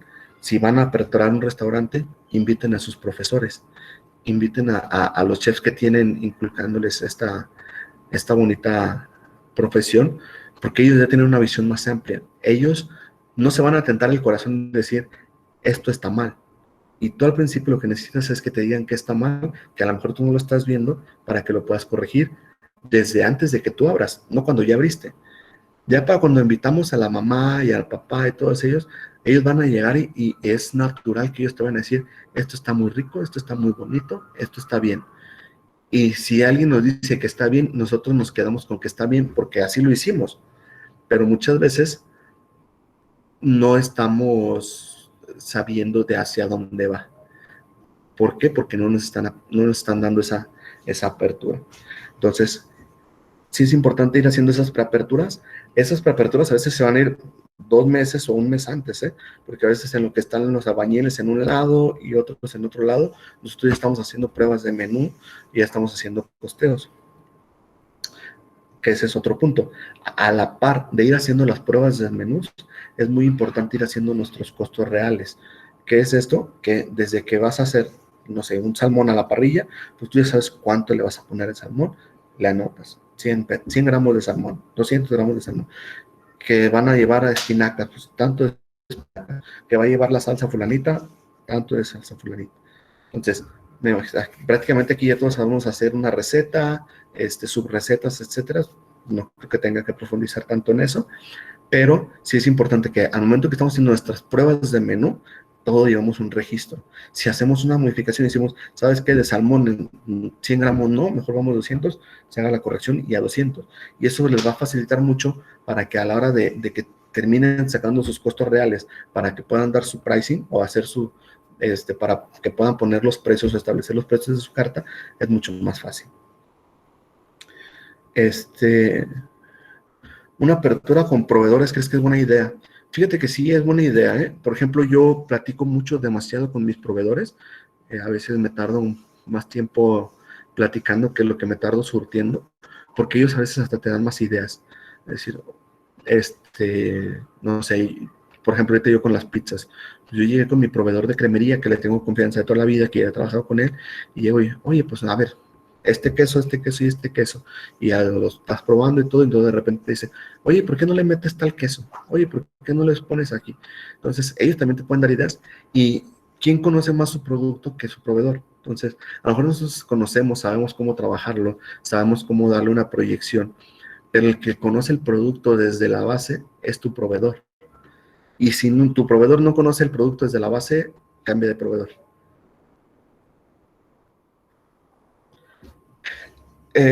Sí, yo creo que sí funcionan los menús estacionarios, obviamente para bajar costos. Aquí la diferencia sería más bien en la parte de tu concepto. Por ejemplo, yo, en mi concepto, que son pizzas a la leña, alitas y botana, un menú estacionario no me daría tantas variantes. Porque la gente sigue siempre queriendo pepperoni, la gente siempre sigue queriendo salami. O sea, realmente para mí, en mi contexto, un menú estacionario no cambiaría mucho. Pero hay muchos conceptos en donde es lo primordial o lo básico tener un menú estacionario, porque pues hay lugares donde el menú de entrada ya cambia cada mes. De entrada el menú se basa en productos locales, siempre se basa en productos orgánicos, en donde no es que funcione, es el alma mater de ese restaurante. Entonces, sí, la verdad es que cuando lo puedes trabajar bien, puedes lograr costos muy bajos y tú lo ves como cocina de autor y ya tienes tu, no sé, un menú de degustación de 1,200, 1,300 pesos, y a ti tu costo del menú es de 200, 300 pesos, entonces ya estás teniendo una proyección de cerca del 70, 80% no de utilidad, sino de margen de costo. Entonces, aquí yo diría que es dependiendo del concepto, si es muy funcional el menú estacionario. Aunque ahorita pues ya sabemos que hay muchísimos productos que antes eran estacionarios y que ahorita las tenemos todo el año. Realmente hay cosas bien básicas que todo el año hay. Ok. El otro tema o un tema bien importante desde antes de que abramos es el tema de cómo vamos a manejar el marketing. El marketing no solamente es publicidad, literalmente, o muchas veces pensamos, es un error muy grande, que marketing es publicidad y me voy a poner en Facebook y me voy a poner en Instagram y subo la fotito bonita y etiqueto y todo ese rollo. Eso no es marketing. Marketing va desde la profundidad, desde que tú estás haciendo un proyecto y dices, un ejemplo, ¿cómo voy a atraer más clientes? Ese cómo voy a atraer más clientes va desde la llamatividad de tu menú, desde cuáles son tus productos estrella, desde saber qué productos te van a dar más rendimiento, desde saber en qué vas a basar tus promociones, desde antes de, tú ya tienes que tener esa proyección de poder, o esa predicción de decir, yo voy a poner esto porque esto va a funcionar. Probablemente no funcione, pero es mejor que nos aventemos a ver qué funciona sin que nada tengamos pensado que funcione, a decir, yo quiero que esto funcione, lo voy a trabajar así, y ya si no funciona, pues más adelante lo corrijo. Pero entonces tenemos que trabajar mucho en el marketing de cómo vamos a atraer clientes, ¿sí? Ahorita, por ejemplo, algo muy utilizado que en lo personal no me gusta mucho, a pesar de que lo hacemos, es la parte de tratar con influencers. Yo siento que los influencers y todo lo que es el e-commerce, etcétera, yo no lo veo tan tangible todavía, a mi perspectiva, a lo que yo trabajo, pero sé que es lo nuevo, como les decía hace rato, sé que es hacia donde va todo el movimiento, tenemos que ir hacia allá.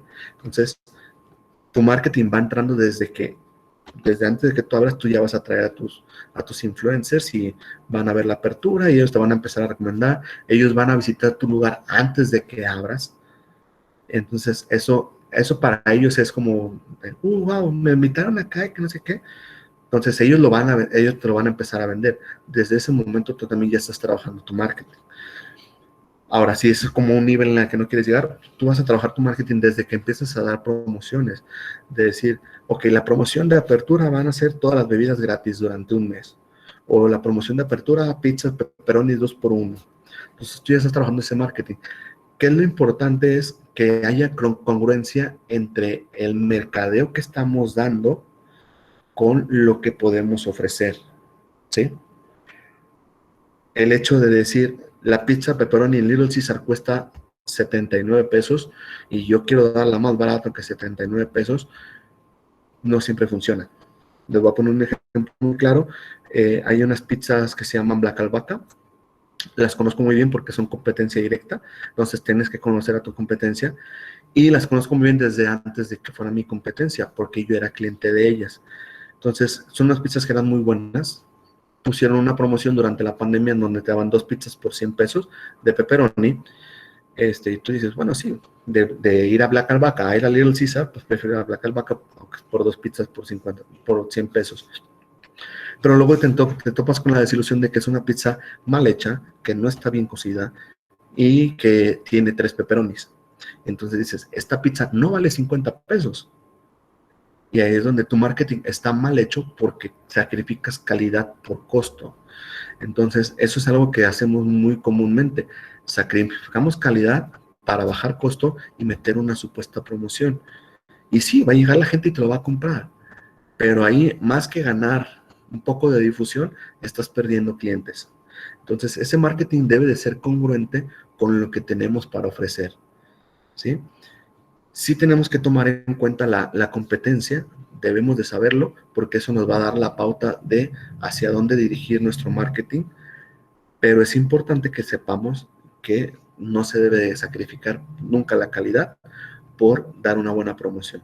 Entonces, si es lo que ves como tu última alternativa, vamos a lo que habíamos platicado de pensamiento estratégico, salte de esa burbuja, verlo por fuera y busca otras alternativas para poder crear un buen marketing para que sea algo diferente y que sí realmente sea algo que atraiga a tu cliente. O sea, tu cliente, el marketing debe ser darle a conocer lo mejor al cliente para que él solito regrese. ¿Sí?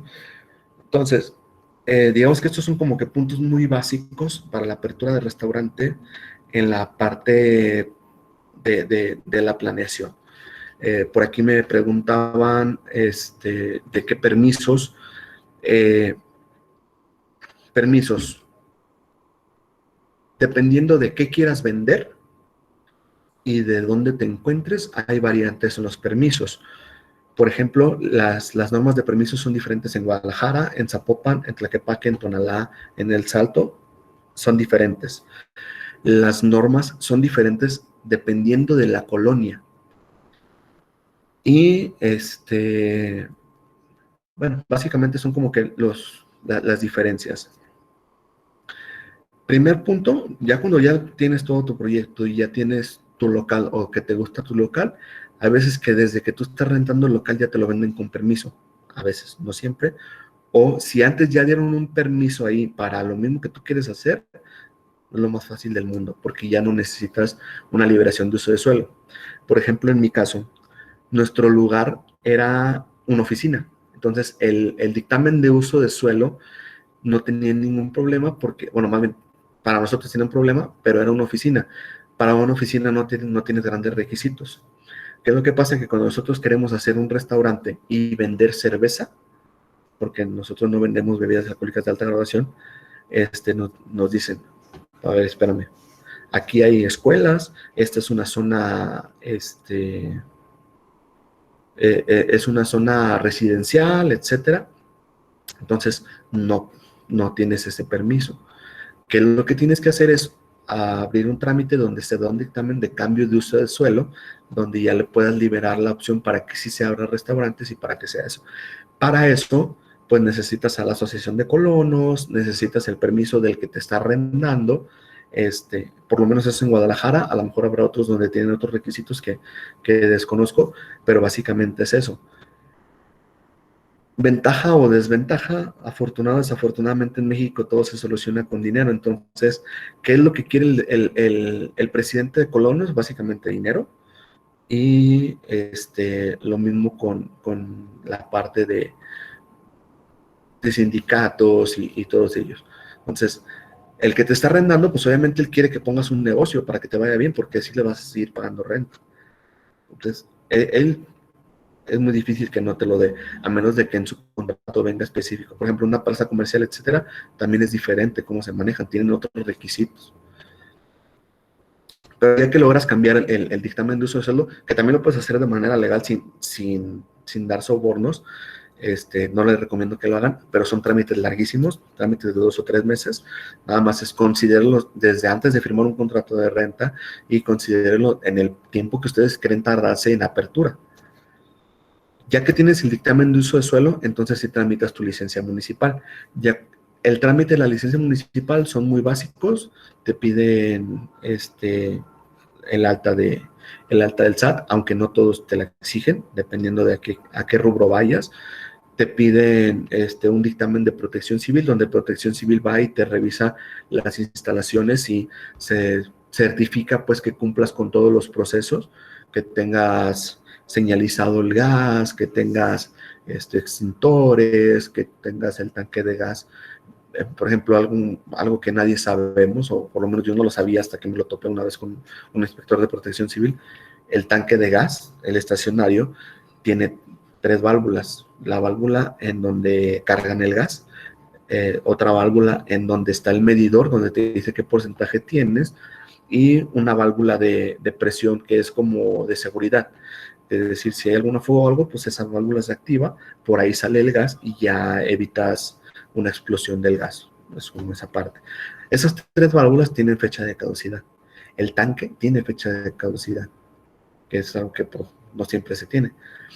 Entonces, por ejemplo, llega un inspector y me revisa mi tanque estacionario que yo acabo de comprar, era nuevo, no le había ni siquiera cargado gas. Lo revisa y me dice, es que el tanque es, no sé, 2017, bueno, se hizo en el 2017. Tu válvula de presión es 2014, tu válvula de del medidor es 2017 y la válvula de carga es 2015. Entonces me dice, tú aquí tienes que cambiar todo lo que sea abajo de 2017 para que mínimo tengas el 2017, porque eso fue en 2017.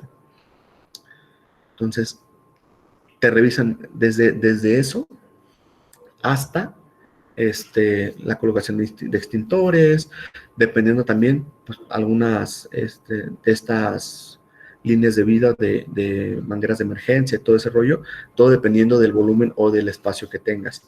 Todos esos, si tú vas a Protección Civil o cualquiera de bomberos, te dan el dictamen o te dan la hoja de los requisitos, dependiendo del lugar. Ahora también en las visitas te dicen, pues esto, así, asado. También hay gestores y hay consultores externos que te lo van y te lo trabajan específicamente y te recomiendan, y te dicen, yo te recomiendo, mira, tú necesitas 3 extintores, yo te recomiendo que uno aquí, uno aquí y uno acá. La señalización de estos son aquí, uno aquí y uno acá. Digamos que el mejor consejo que les puedo dar cuando vayan a aperturar un restaurante y estén en estos temas de la revisión de protección civil, de reglamentos, etcétera, trátenlos bien. Desde que lleguen, adelante, que no sé qué, siempre la amabilidad, le invito un refresquito, lo que sea, porque ellos los valoran mucho. Cuando un inspector realmente llega con intención de joder o nada más buscar lana, va a encontrarlo. O sea, te va a decir, sabes que tus agujetas están desatadas, entonces te voy a percibir por tus agujetas desatadas. Y esos son temas que, aunque uno ya tenga todo listo, o que ya tenga todo en regla, siempre van a encontrar la manera. Pero sin embargo, cuando tú eres amable, cuando los tratas bien, etcétera, son un poquito más relajados. Y eso a mí me ha evitado multas. En algún momento me llevó a evitar multas. Llegaban y me decían, pues es que tienes esto y así, pero nomás te voy a percibir. Y ya te dan 15 días para que lo cambies.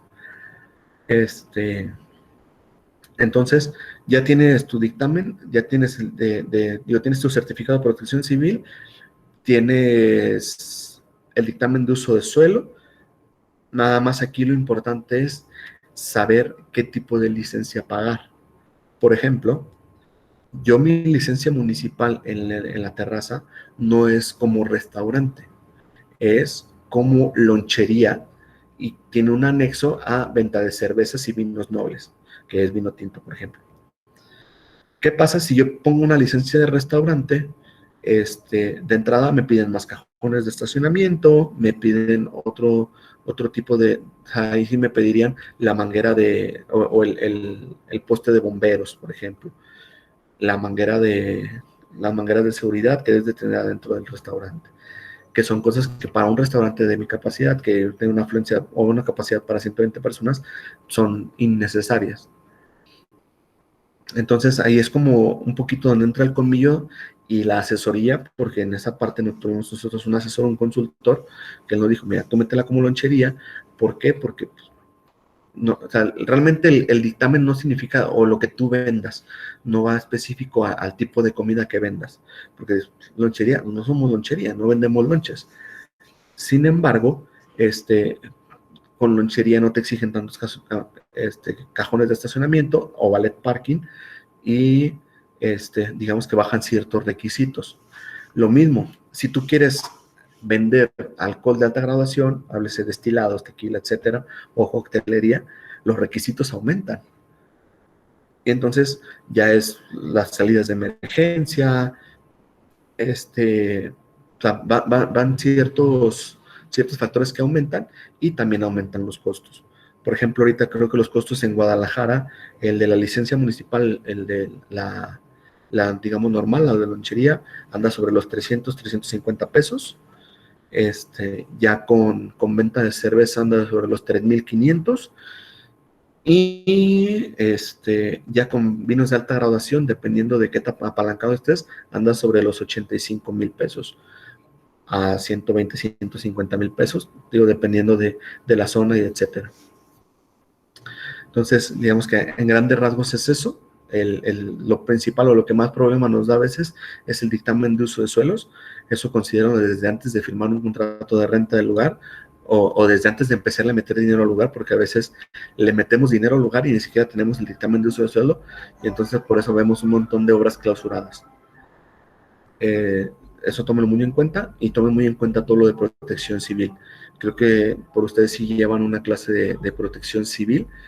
Si no la llevan, busquen la asesoría. Ahorita es bien fácil, videos de YouTube, en cualquier lado, van a cualquier central de bomberos que tengan cerca, les piden una hojita y les dan todo lo que necesitan. ¿Va?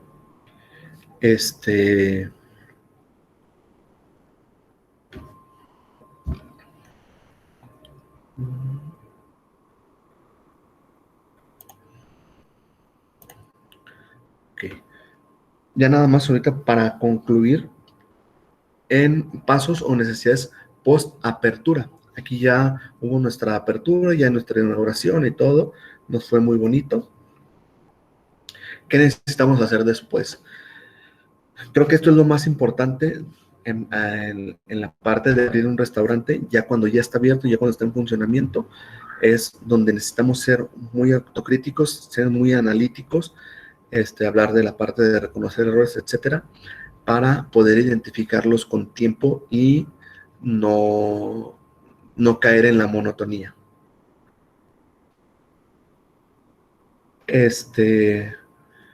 Necesitamos analizar ventas detalladamente, saber qué se vende más, qué se vende menos y qué nos está vendiendo. Necesitamos pulir nuestras recetas o pulir nuestro menú acorde a las recetas que tenemos. Es decir, a lo mejor al principio yo conseguí, por ejemplo, yo al inicio de la apertura, yo la alita la pagaba en 60 pesos, 62 pesos. Ahorita yo la estoy pagando 10 pesos más. Entonces yo tengo que pulir y tengo que ajustar mis menús, tengo que ajustar mis costos.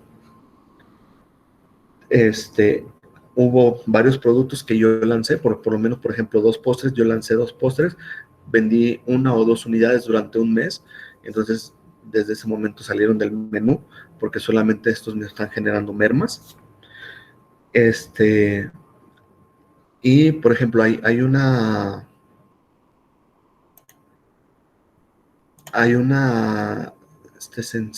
sección, por así decirlo, que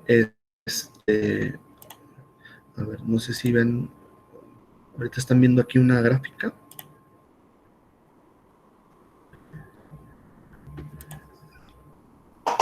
Esta es una gráfica de viabilidad o de tiempo, que es como marca una apertura. Si vemos al inicio de la gráfica, ahorita, por ejemplo, poniéndolo en idioma COVID, ¿sí se ve? ¿No se ve? No se ve. Se ve oscuro la pantalla. Ok, a ver, déjame ver.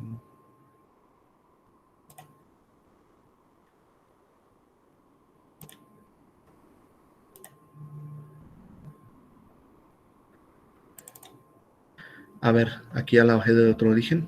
¿Se ve un poco? ¿Sí se ve, no? Sí, ahorita ya se ve. Es correcto. Ok.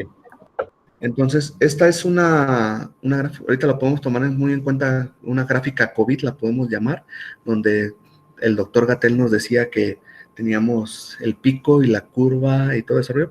Entonces, cuando hacemos un lanzamiento, siempre va a haber gente. Luego de repente nos volvemos locos en un lanzamiento y decimos, wow, o sea, si esto voy a vender todos los días, voy a ser rico y millonario en un año. ¿Qué es lo que pasa? Que cuando nosotros tenemos una apertura, siempre somos la novedad, siempre somos el lugar que se quiere conocer. Entonces siempre tenemos afluencia y siempre tenemos clientes y siempre hay movimiento. Y eso nos hace llegar a un pico. Aquí lo tengo como pico de expectativas sobredimensionadas. ¿Por qué? Porque nos hace creer que somos la octava maravilla. ¿Qué es lo que pasa cuando dejamos de ser la novedad? Vamos a caer en un abismo de desilusión. Nos vamos a dar cuenta que realmente no era lo que esperábamos. ¿Sí? Aquí es donde, este es el punto de inflexión, aquí es donde debemos de considerar la fortaleza y el reconocer errores, la resistencia al fracaso, todo lo que estamos hablando. Y aquí es donde empezamos a darnos cuenta de qué funcionó, qué no funcionó. Si en este punto ya hubo 4 o 5 productos de tu menú que no se vendieron, es el momento de sacarlos, porque eso solamente está generando mermas. Y entonces, ya de nuevo, con los ajustes, empezamos aquí. Aquí esta parte es donde empezamos con la rampa de conciliación, es donde empezamos a hacernos de clientes frecuentes. Es donde ya va a haber gente que regresó ya cada 15 días, cada semana, cada tercer día, cada mes, y se empiezan a notar. Y entonces aquí es donde nos vamos dando cuenta que le gusta esa clientela para poder seguir manteniéndola, y esto posteriormente también nos va trayendo nuevos clientes. Entonces ya es como que llegamos a una meseta de productividad en donde aquí es como vas haciendo como tu flujo, tu día a día, es tu estabilidad. Aquí llevamos como encontrando el punto de equilibrio. Ya cuando llegamos a esta parte, uno de los errores más comunes que nos pasa es que caemos en el conformismo. Es cuando decimos, ya estamos estables, ya sé que me estoy llevando mis 5 pesos a la semana, ya le hice, ya quedó. Y a veces caer en ese compromiso hace que volvamos a bajar, hace que vuelvan a caer en picada los negocios. Entonces, cuando llegamos a esa estabilidad, lo que tenemos que hacer es buscar de qué manera hacemos llegar más clientes. Primero nos enfocamos en mantener a los que teníamos, primero nos enfocamos en que los que teníamos se vuelvan recurrentes, y ya que tienes esa estabilidad y esos clientes recurrentes, te empiezas a enfocar en ver cómo atraer nuevos clientes. ¿Por qué? Porque al principio, o más bien muchas veces, lo único que queremos es nuevos clientes, nuevos clientes, nuevos clientes, nuevos clientes, nuevos clientes, y promoción para el que venga la primera vez y que no sé qué, pero nos olvidamos de los que ya están. Entonces, así no es el camino. El camino es, ya que tenemos a los clientes que están, ya que tenemos a los que permanecen, a los que se quedan, a los que ya empiezan a ser parte de tu equipo de trabajo, como ya lo habíamos platicado anteriormente, ahora sí ya nos preocupamos por ver cómo traemos nuevos clientes y empezamos a trabajar en esa estrategia de cómo traer nuevos clientes. ¿Ah? ¿Por qué? Porque pues al principio nunca lo hacemos. Entonces, a ver, ahorita dudas hasta aquí. Todos los requisitos que anteriormente mencionaste aplican igual por una pequeña cafetería y venta de rebanadas de pasteles. Básicamente sí, cambia un poquito. Digamos, la diferencia es si tienes servicio al cliente, si tienes afluencia de cliente y si comen ahí. Creo que esos 3 factores sí cambian respecto a esas, digamos que lo que es el ayuntamiento es que te pide comodidades. O sea, si el cliente come ahí, pues obviamente te pide que tengas baño, obviamente te pide que tengas estacionamiento, etcétera. Cuando es como para llevar, él cambia, no te piden esos requisitos. Entonces, por eso les digo que es importante cuando definan su concepto, buscar una asesoría o un consultor que les apoye a esos trámites en esas cuestiones.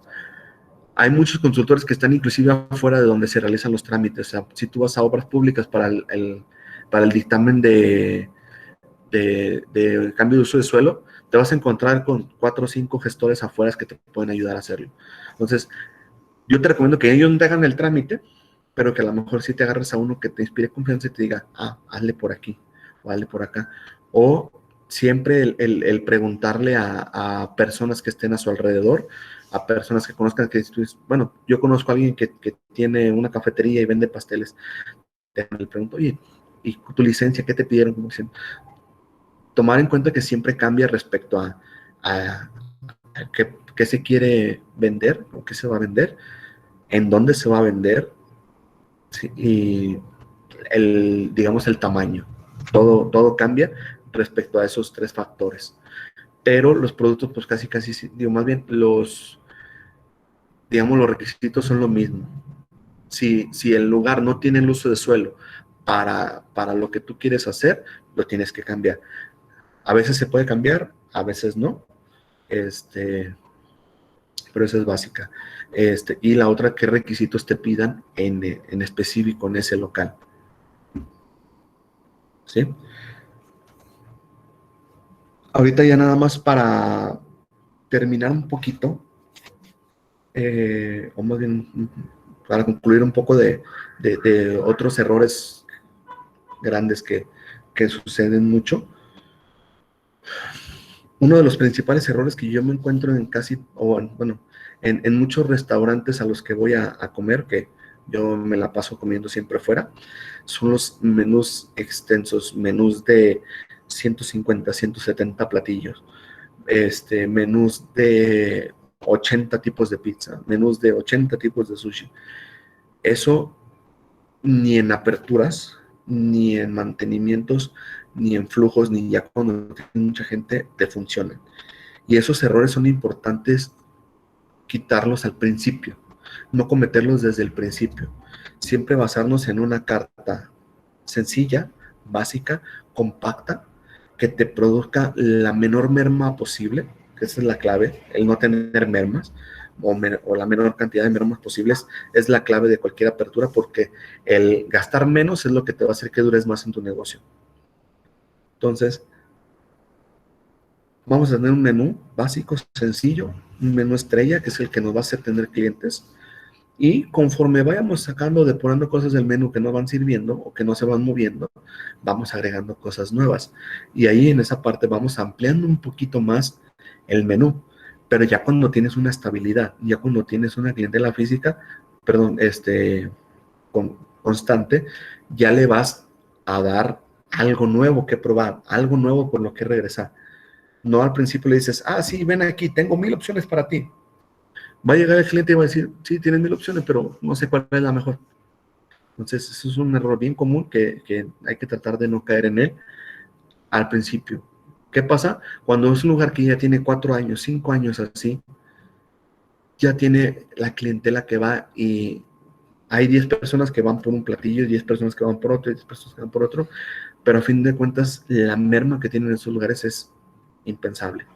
Y los invito a que vayan a las cocinas o los que trabajan en este tipo de lugares, no me dejarán mentir, las mermas son interminables y a fin de cuentas en eso se te va la ganancia. Mientras más mermas tengas, es menos dinero que vas a meter a tu bolsa.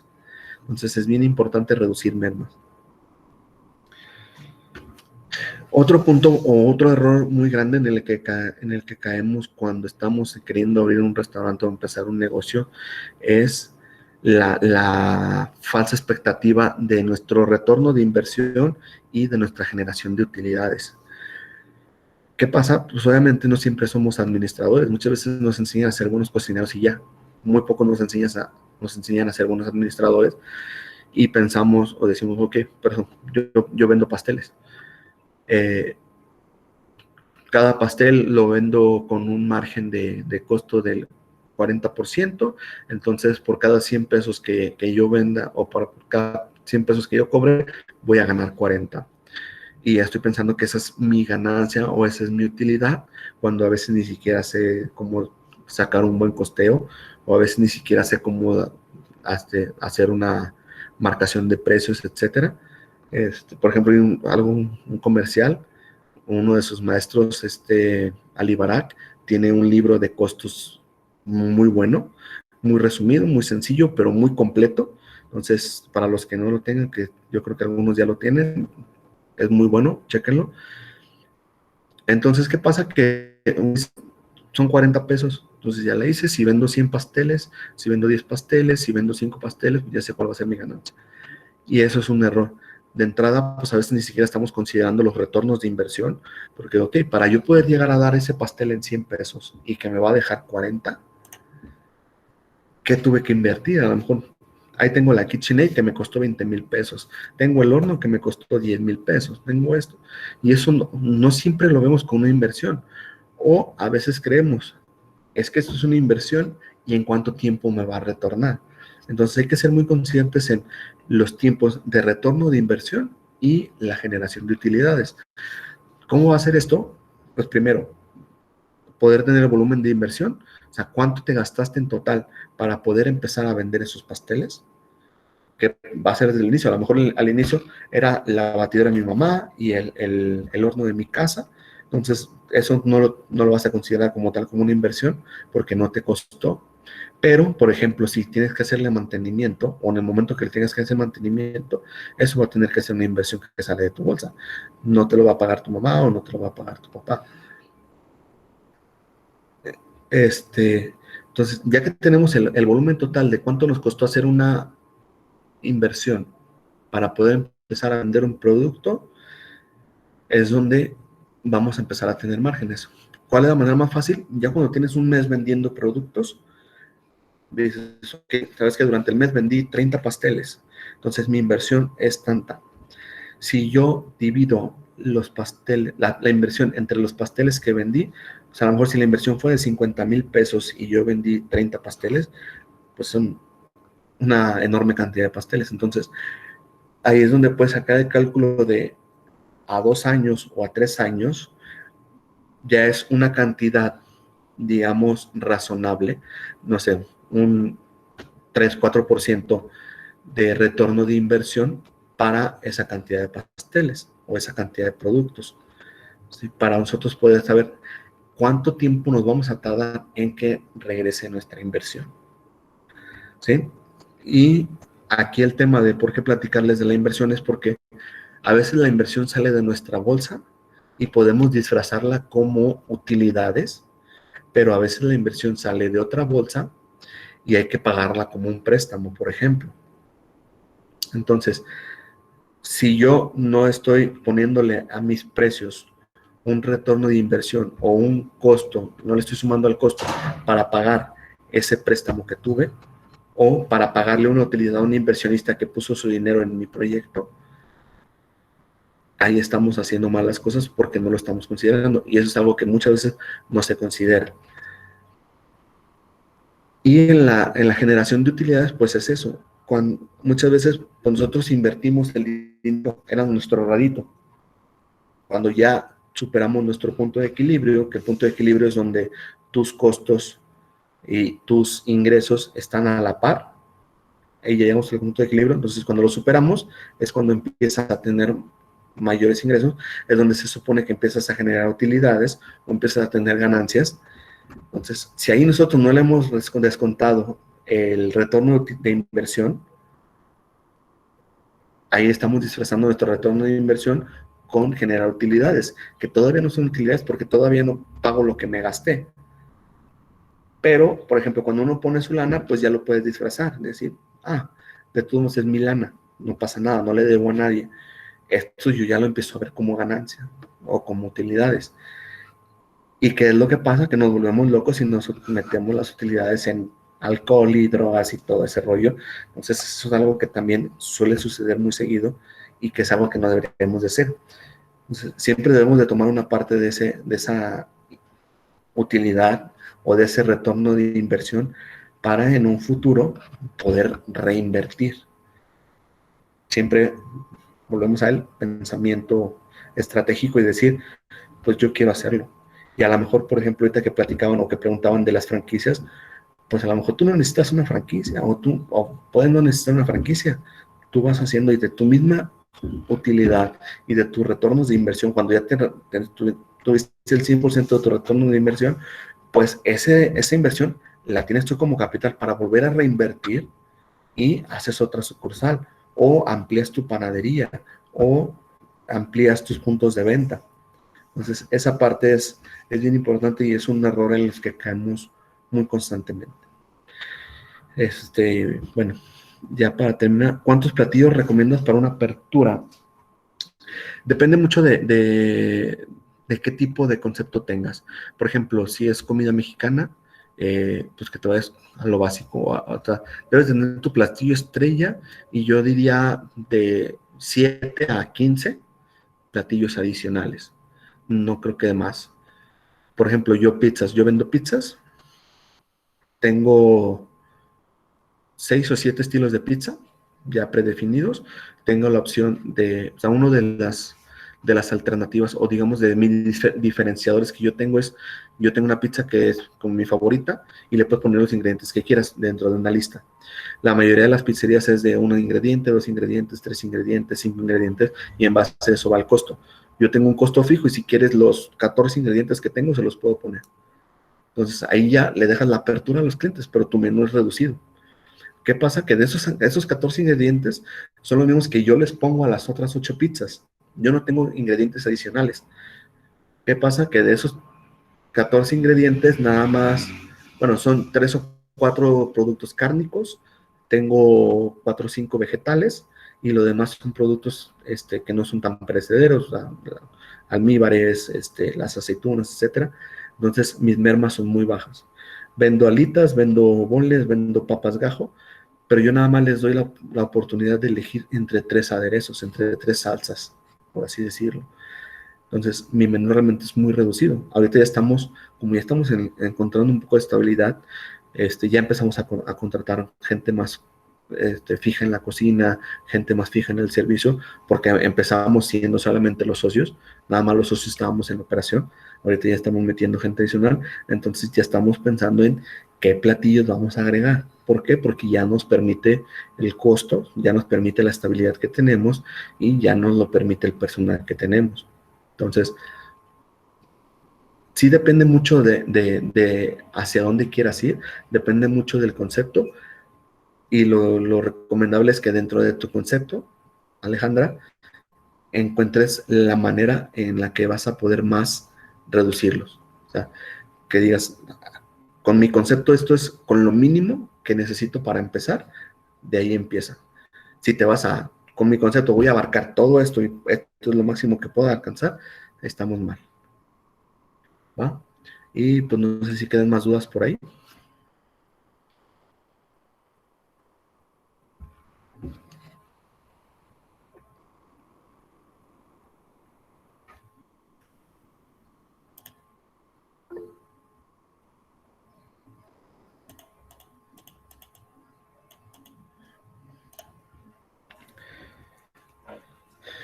Pues entonces, digo, si quieres todavía alguna duda, ahorita con todo gusto la resolvemos. Y creo que ya por mi parte quedo completo a los temas que quería platicarles. Me excedí un poquito, creo que del tiempo, no estaba viendo el reloj.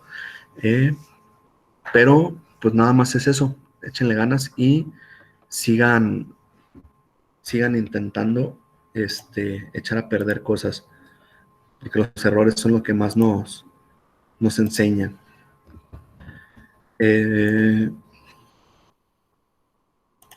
Tengo una página de Facebook, pero no lo uso tanto, entonces el personal, como Anthony Hernández Vicente, se los voy a poner en el chat.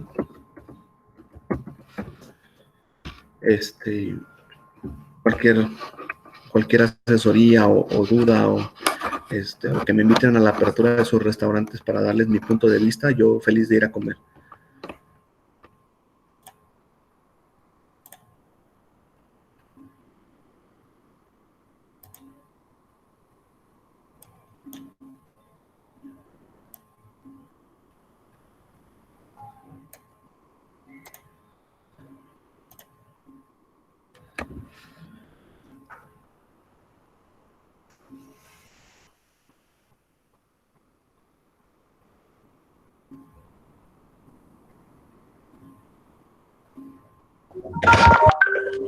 Bueno, chicos, si no tienen alguna otra duda, le queremos dar las gracias al chef por esta gran cátedra que nos dio el día de hoy. Yo creo que a muchos nos cayó varios 20, todos apuntando, bueno, yo creo que ahí desde casita. Y pues igual, como dijo el chef, ¿no? Si van a tener una apertura de algún restaurante, pues bueno, ya tienen un experto en donde pudieran apoyarse y que les pueda dar su punto de vista, ¿no? Aquí es importante que nos apoyemos entre todos y que pues obviamente uno no puede ver a lo mejor todos los errores, pero si alguien más, que los externos nos pueden decir, pues es la mejor manera para poder corregir y poder obviamente tener un buen éxito en nuestras aperturas, ¿no? Chef, muchísimas gracias por compartir toda esta información, por darnos tu tiempo, por explicarnos cada uno de los detalles para que podamos cuidar y te agradecemos bastante todo este ratito que nos pudiste dar la información. No, ¿de qué? Gracias a ustedes y pues sí, aquí estamos para apoyarles en lo que necesitan. Siempre lo he dicho, hay que hacernos, aparte de colegas, amigos y si no nos apoyamos entre nosotros y vivimos de el ego y las envidias, nunca vamos a poder hacer más grande este movimiento gastronómico aquí en la ciudad. Entonces, en lo que les puedo ayudar, con todo gusto, sin problemas, ahí encuentren la manera de contactarme y pues nada, a echarle ganas. Excelente. Pues muchísimas gracias, Chef. Muchas gracias, chicos, por conectarse. Esperen nuestra siguiente webinar. En cuanto tengamos la información, se los vamos a hacer también llegar por redes sociales, ya sea por WhatsApp o Facebook, y espérenlo, ¿sí? Muchísimas gracias, Chef. Entonces, igual, no sé, aparte de las redes sociales que comentaste, no sé si quieras dejar tu número o algún Instagram o algo más adicional para que los chicos puedan buscarte. Sí, ahorita ahí se los escribo en el chat. Ajá. Lo que les pueda echar la mano. Casi siempre contesto, me la vivo pegado al celular, entonces no hay problema. Y así no contesto algo, en un ratito saldrá. Perfecto. Sale, chicos, pues ya vieron que tienen también todavía más apoyo, entonces hay que saber aprovechar y, como dijo el chef, ¿no? Apoyarnos entre todos. Les agradecemos muchísimo su asistencia y que tengan un excelente día.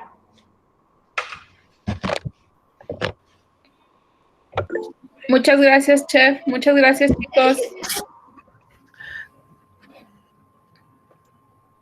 Sí, muchísimas gracias, Chef, por todo este conocimiento que nos compartes y nos apoyas con esta forma de aprender a equivocarnos, ¿no? Que de repente es algo que no, nos dicen que no se vale, pero que solo así aprendemos.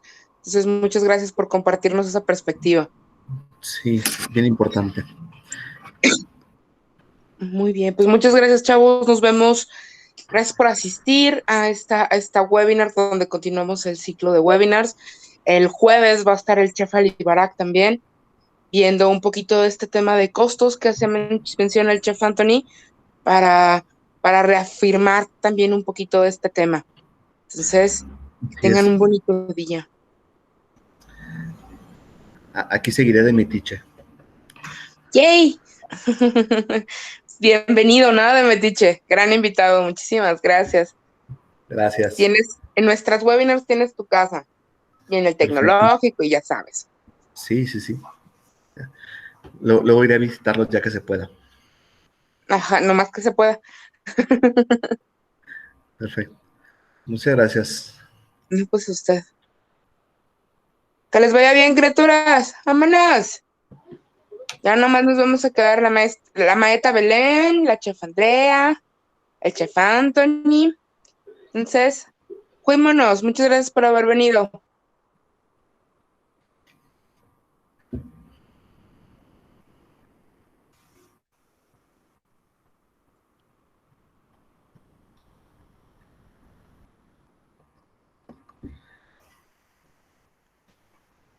Sin querer queriendo, sí me fui bien largo, ¿verdad?